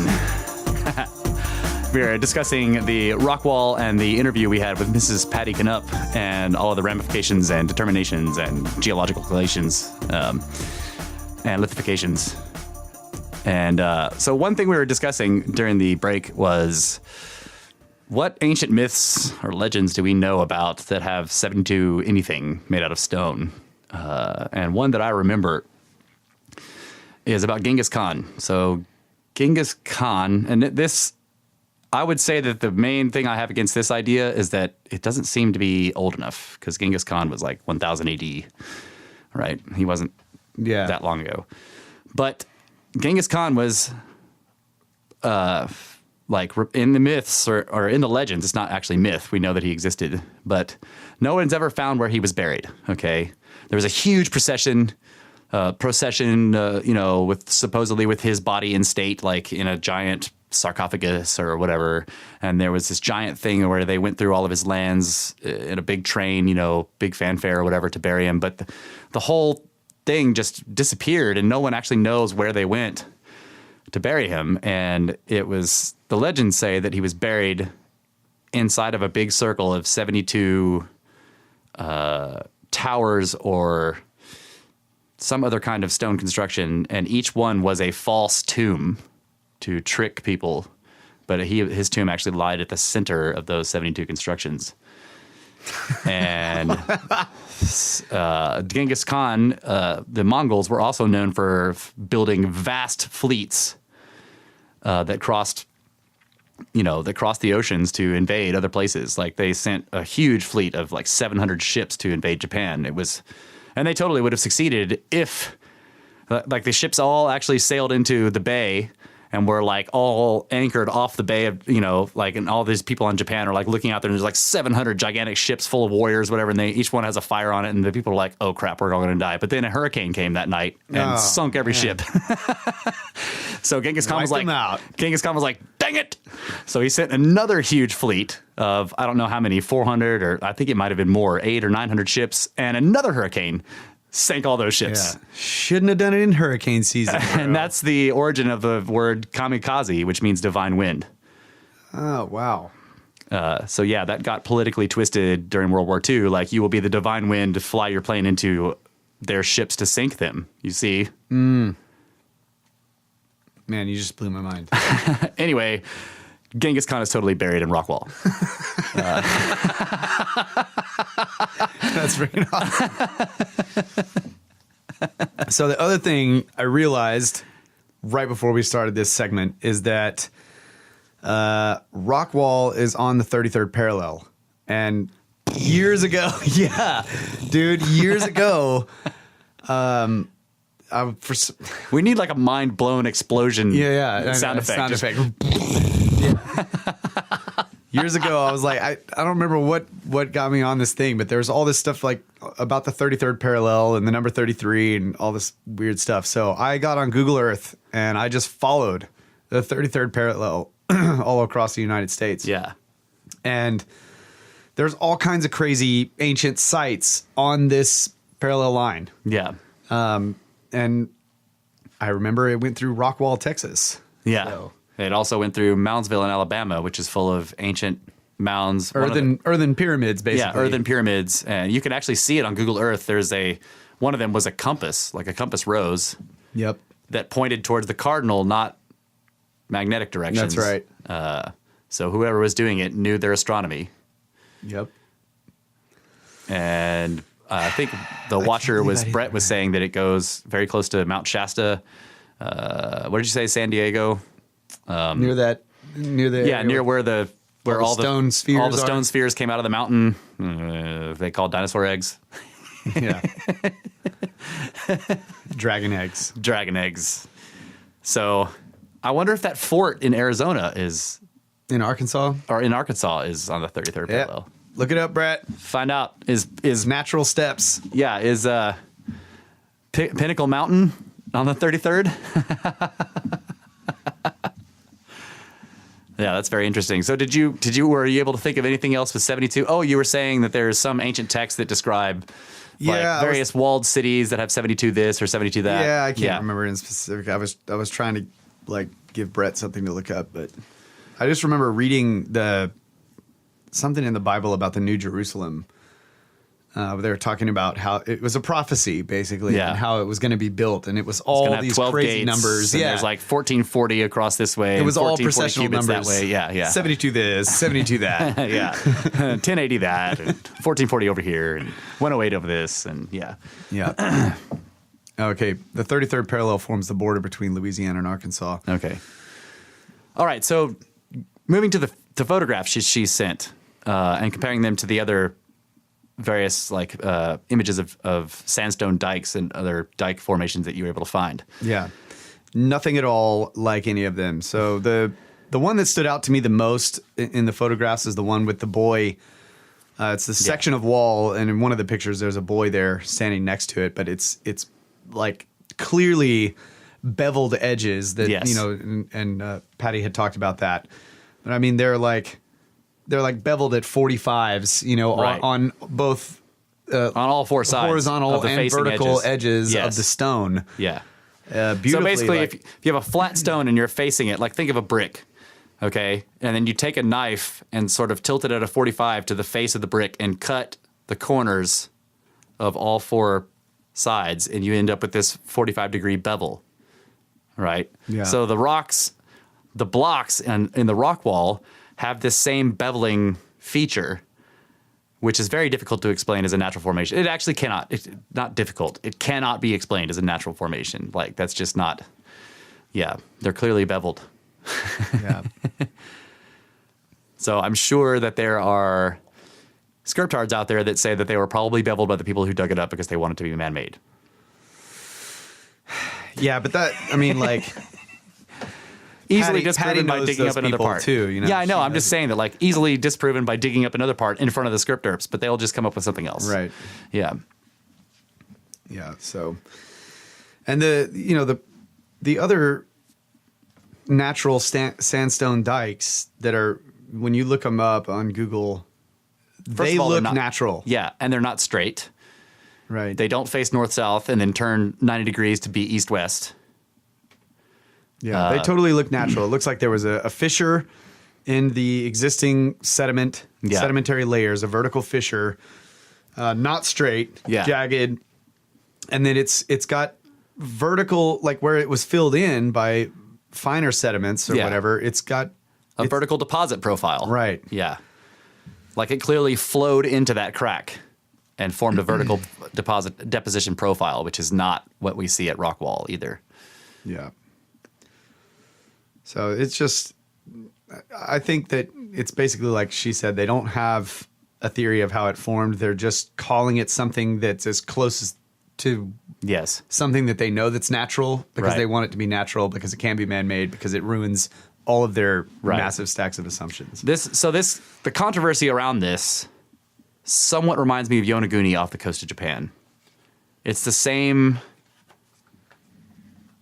problem. You have a rock formation, a gigantic stone formation in a context in which it cannot be man-made or even modified by man and exist within the current prevailing theory, right? Right. The thing with Yonaguni is that it's beneath, like the bottom of it is under 90 feet of water.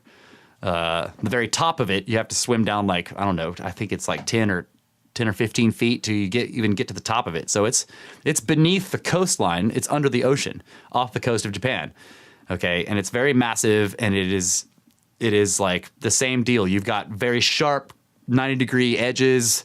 You know, the whole thing is like some people call it a pyramid. It's not a pyramid. It looks to me like a quarry. It may have been a quarry, like people were quarrying huge blocks out of that area. Yeah.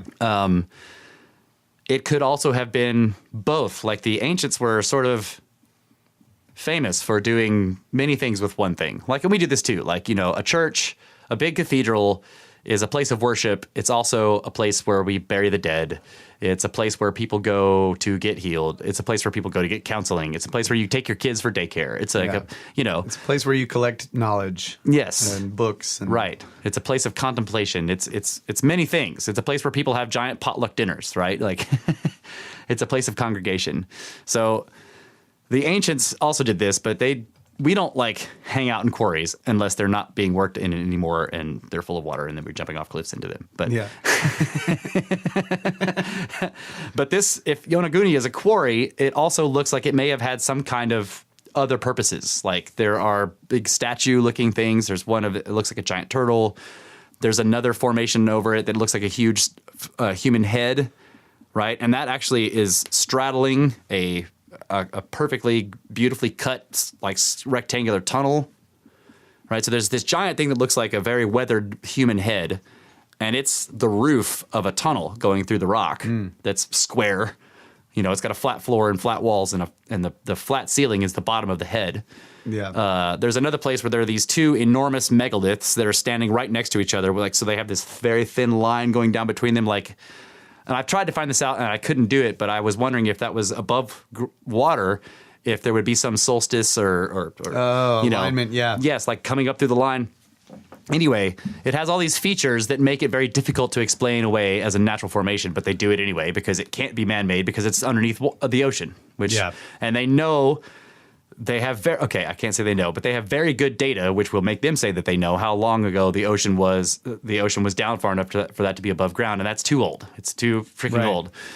The same problem we have in Rockwall, or they have in Rockwall, it has all these clearly what anyone in their right minds would consider to be man-made features like metal rings. There's a beautiful image that she sent us from a newspaper article that looks like some kind of script on one of the blocks, and to me it looks like Sanskrit. I'm not a Sanskrit expert. I'm not an expert in any kind of script. I am, and I agree with you. Oh, thank you, sir. I will reference you. Sanskrit, reference Kyle. But yes, it looks like some kind of beautiful curving, It also reminds me of some of the petroglyphs that I was talking about in that are up there in Canada. Right. Providence or something. I can't remember what it's called. The other thing that was blowing my mind, and I was looking through my images of this, is it looks like I need to sit down and do this because I saw enough similarities to where I had very large mind explosions happening, but it looked like the script from manuscript 512. Yeah. Like they have script examples in manuscript 512 of what the explorers copied from what they said were the tops of big arches in the Amazon or other giant stone constructions. So that was another thing she talked about. It was possibly the Mayans or the... Yes. Now this is way south of the Mayans. This is Brazil. I know, but I'm saying it's all connected. Right. Exactly. Before there was a canal. Right. But this reminds me of the other thing. The other point was that they were talking to... some people had suggested it was both natural and man-made. So now that's what there are in many places in the world natural formations that are just unlike anything anywhere. Okay, and those right, they're singular. Yeah, and so maybe it is something like that, but that it needs a good explanation though. Right, but it looks like there are areas where it has been altered or modified by man. Right.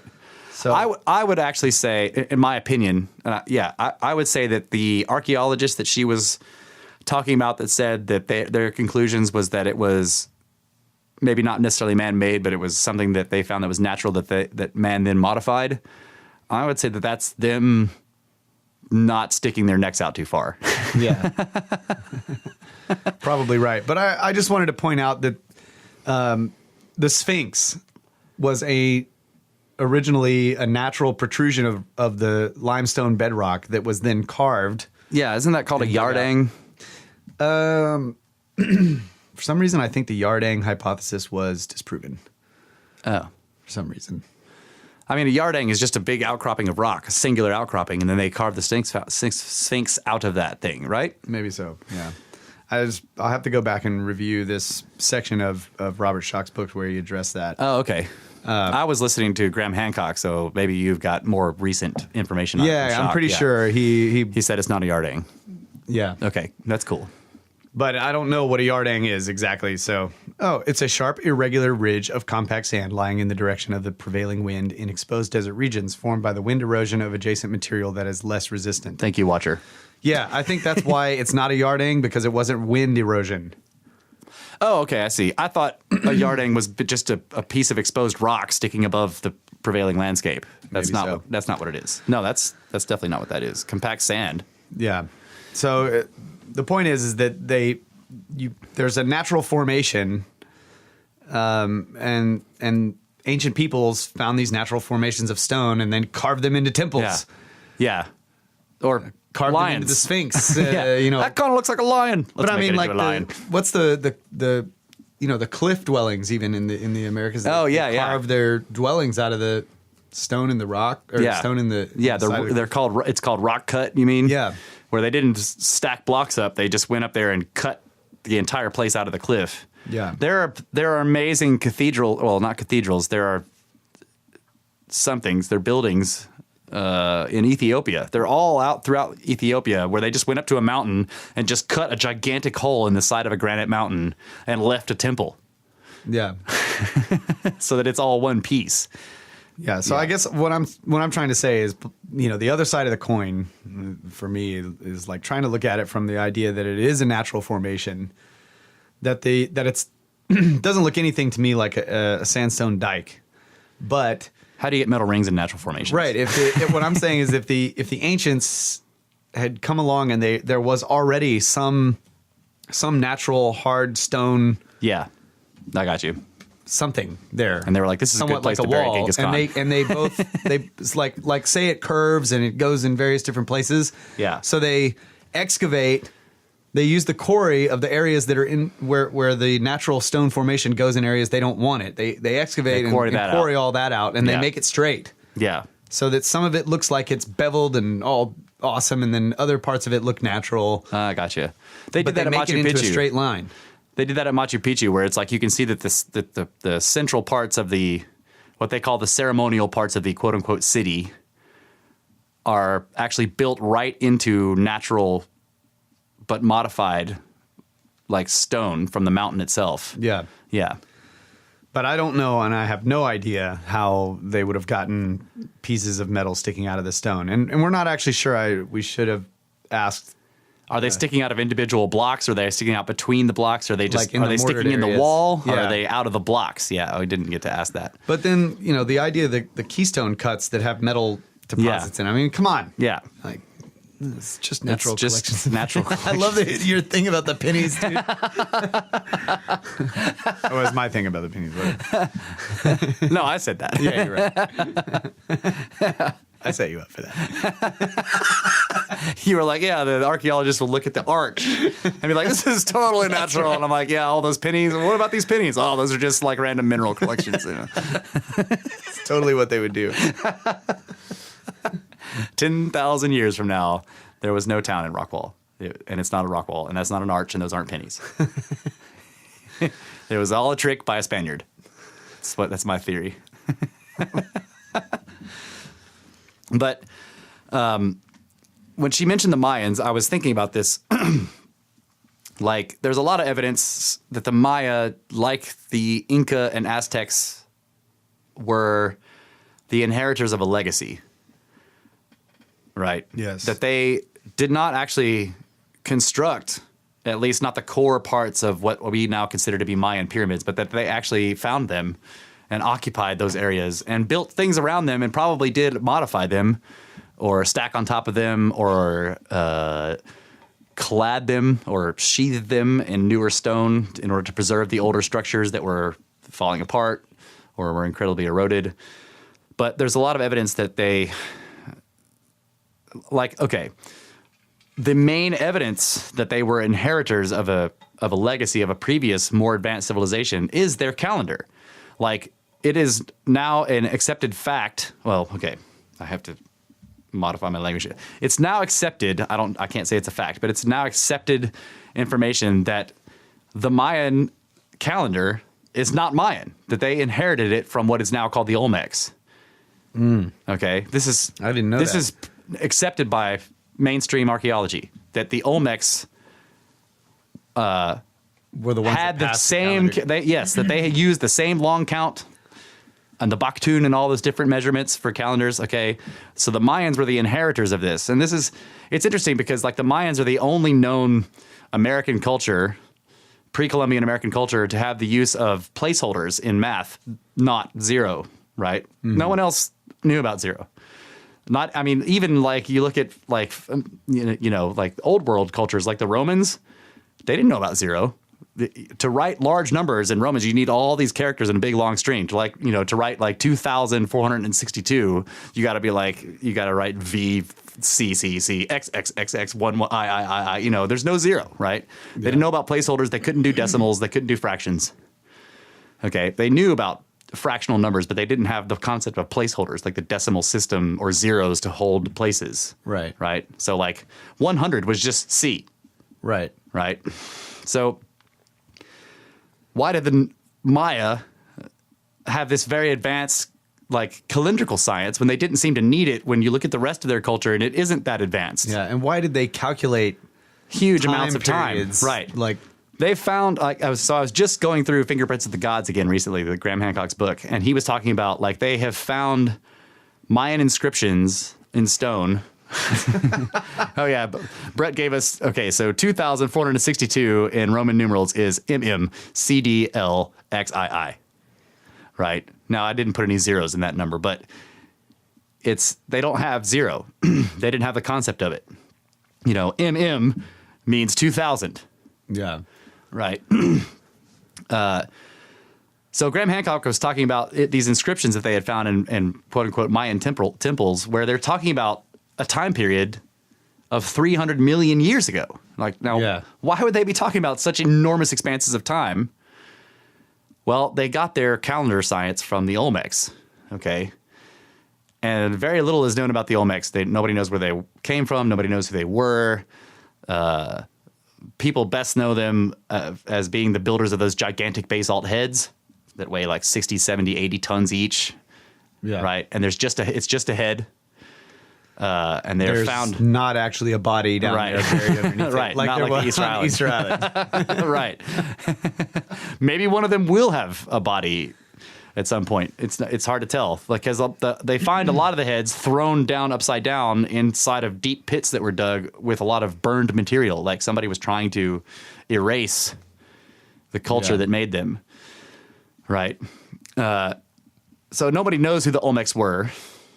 And in a lot of cases, the same faces that we see on these giant basalt heads, which have very either African or Polynesian features. It's hard to tell which, because a lot of people think they're African because basalt is dark, right? But if you like get the color away from it, you can see that the person could also be like a Hawaiian looking guy. Mm-hmm. He's got very wide nose, big cheeks or whatever. So it's hard to know whether they were African or Polynesian or whatever. But that doesn't matter. The point is that in other places, like at La Venta, I think, in South America, or maybe that's in Central America. Anyway, it doesn't matter. La Venta, there are images of the very tall, aquiline, bearded, Viracocha style Caucasian guys with the like giant basalt head, like either Negro or Hawaiian dudes, like in the same carvings doing stuff together. Right. And those are pre-Olmec. Those are like Viracocha god images. Right. So people live like, okay, so Brett is saying La Venta is a pre-Columbian archaeological site of the Olmec civilization located in the present-day Mexican state of Tabasco. Spicy. So I did not know that Tabasco came from Tabasco. Tabasco. Yeah, it totally does. Wow. Yep. So this is a spicy meatball. You heard it here first, folks. Tabasco comes from Tabasco and Mexico. All right. Okay, anyway, where were you going with this? I was basically saying that, like, she was talking about the Mayans possibly building the place. Yeah. And I think she was talking about that because in some of these articles that was discussed, the possibility of the Mayans, right? And that's because I think, I can't say this for certain, but I think that at the time, the Mayans were considered to be like the most advanced, but they didn't know about the Olmecs yet. And they hadn't figured out that the Olmecs were actually the progenitors of the Maya, and that the Maya inherited most of their stuff, right?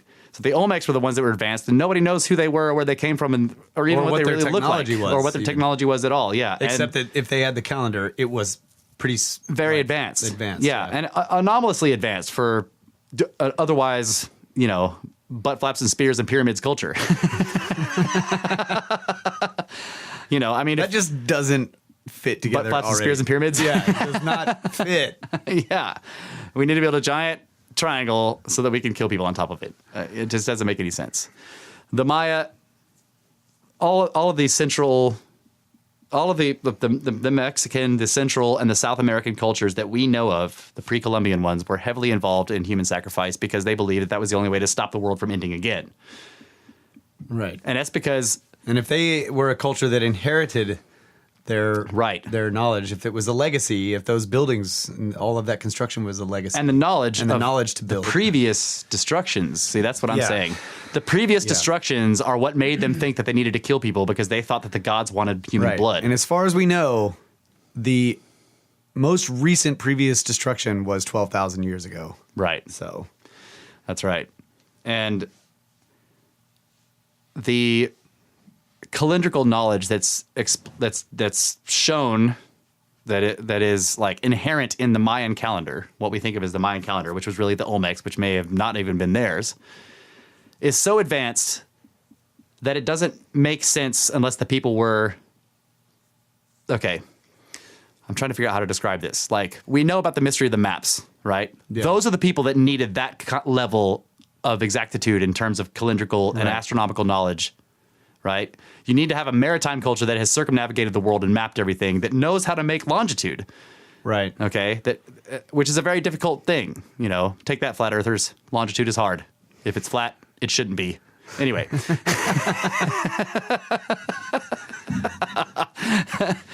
Anyway, like there's a whole bunch of stuff that I can't go into here, but maybe we can in some future show that indicates that the level of advancement of the calendar that the Maya inherited from the Olmecs indicates a civilization that could do spherical trigonometry, that understood the actual formation of the solar system, not formation, but the way it actually is, that we go around the sun and so on and so forth.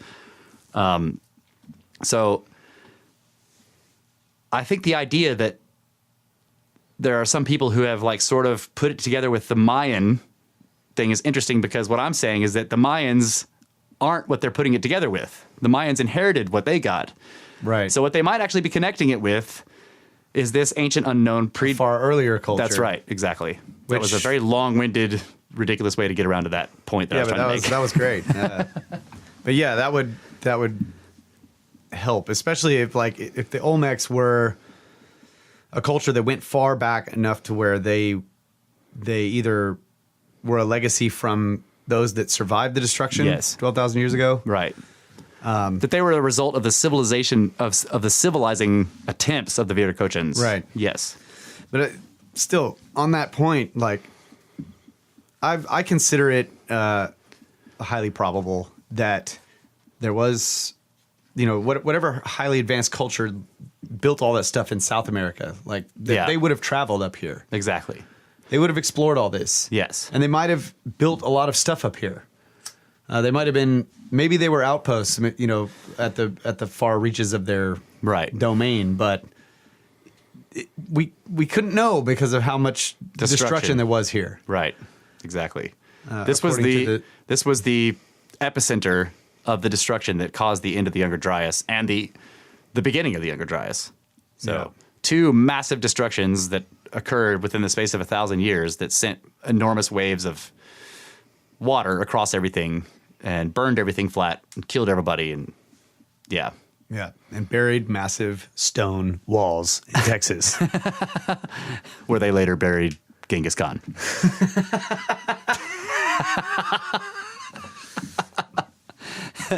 That reminds me With a giant iron rocking chair. That's right. And bullets and lead plates. Giant iron rocking chairs. It was Sasquatch, dude. The other thing I was thinking of was Alexander the Great. We also know that he sent enormous fleets out, that he did lots of exploring, that he went to the pyramids in Egypt, and that he also was buried somewhere and nobody's ever been able to find his body. Yeah, so Brett just pulled up one of the Olmec heads, and it definitely looks like a Chinese guy. This is what I'm saying. Like, I've tried to tell people that certain of the Olmec heads look like they're part of the Negro race. God, that is beautiful. Yeah. But other ones look Asian, what would be called Mongoloid. So there's the Negroid, Mongoloid, Caucasoid, and I can never remember what the other one is.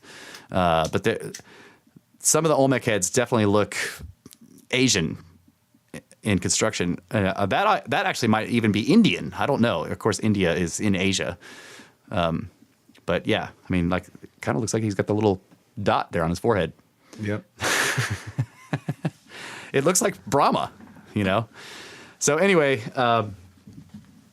I think that it's, like you said, it's definitely possible that they built stuff up here and that either it was buried and destroyed and made completely unrecognizable by the massive destructions, or it just hasn't been recognized because nobody thinks that anybody built anything up here. Right.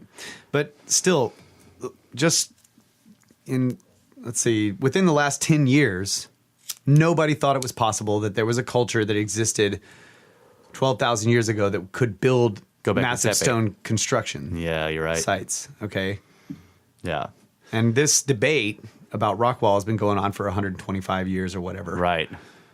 And so, of course, all of that time up until like, what was it, 2011? Yeah. When they discovered Göbekli Tepe? Well, Göbekli Tepe was when it was first, when Klaus Schmidt started to publish it, but he actually started work there in like 94. They just kept it on the very, very, right. very Well, okay. DL. Well, when the world found out that, Right. that it was actually legitimately carbon dated to have been buried Yeah. Yeah.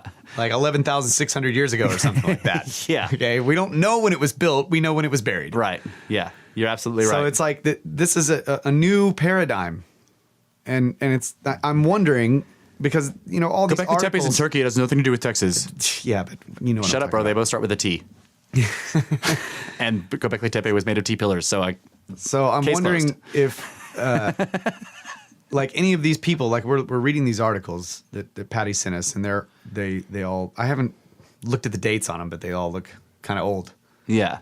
Well, So- the one that I read at the very beginning was marked 1999. Okay. Yeah. Still, before Göbekli before Tepe people was before it published. was published in the world. Yeah. So I'm wondering if any of the people that are interested, like this guy John Lindsay, like does he know about Göbekli Tepe? Probably. He's like Yeah. interested in archaeology. So Yeah. now there's legitimate evidence that there were cultures that could build massive stone construction. Right. 12,000 years ago. Show me the So- potsherds. How about 50 giant circles of stones? How about that? Yeah. Yeah, you're right. You're totally right.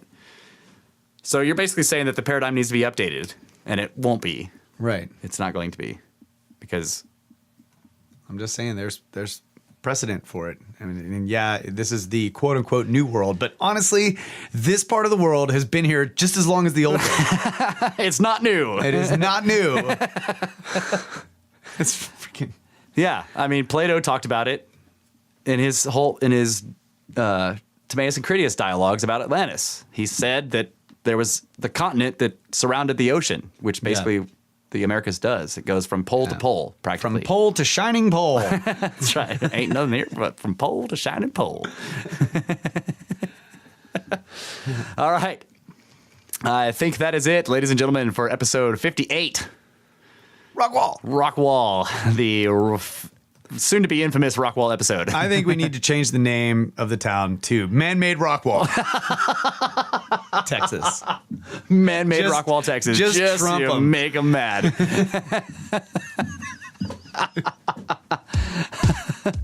All right, I want to thank everybody very much. I want to thank Kyle for all the production. I thank Kyle and Ty for all the music. I want to thank Brett, the watcher, for keeping us on the straight and narrow in terms of the truth. Thank you to Laura for all of the intros.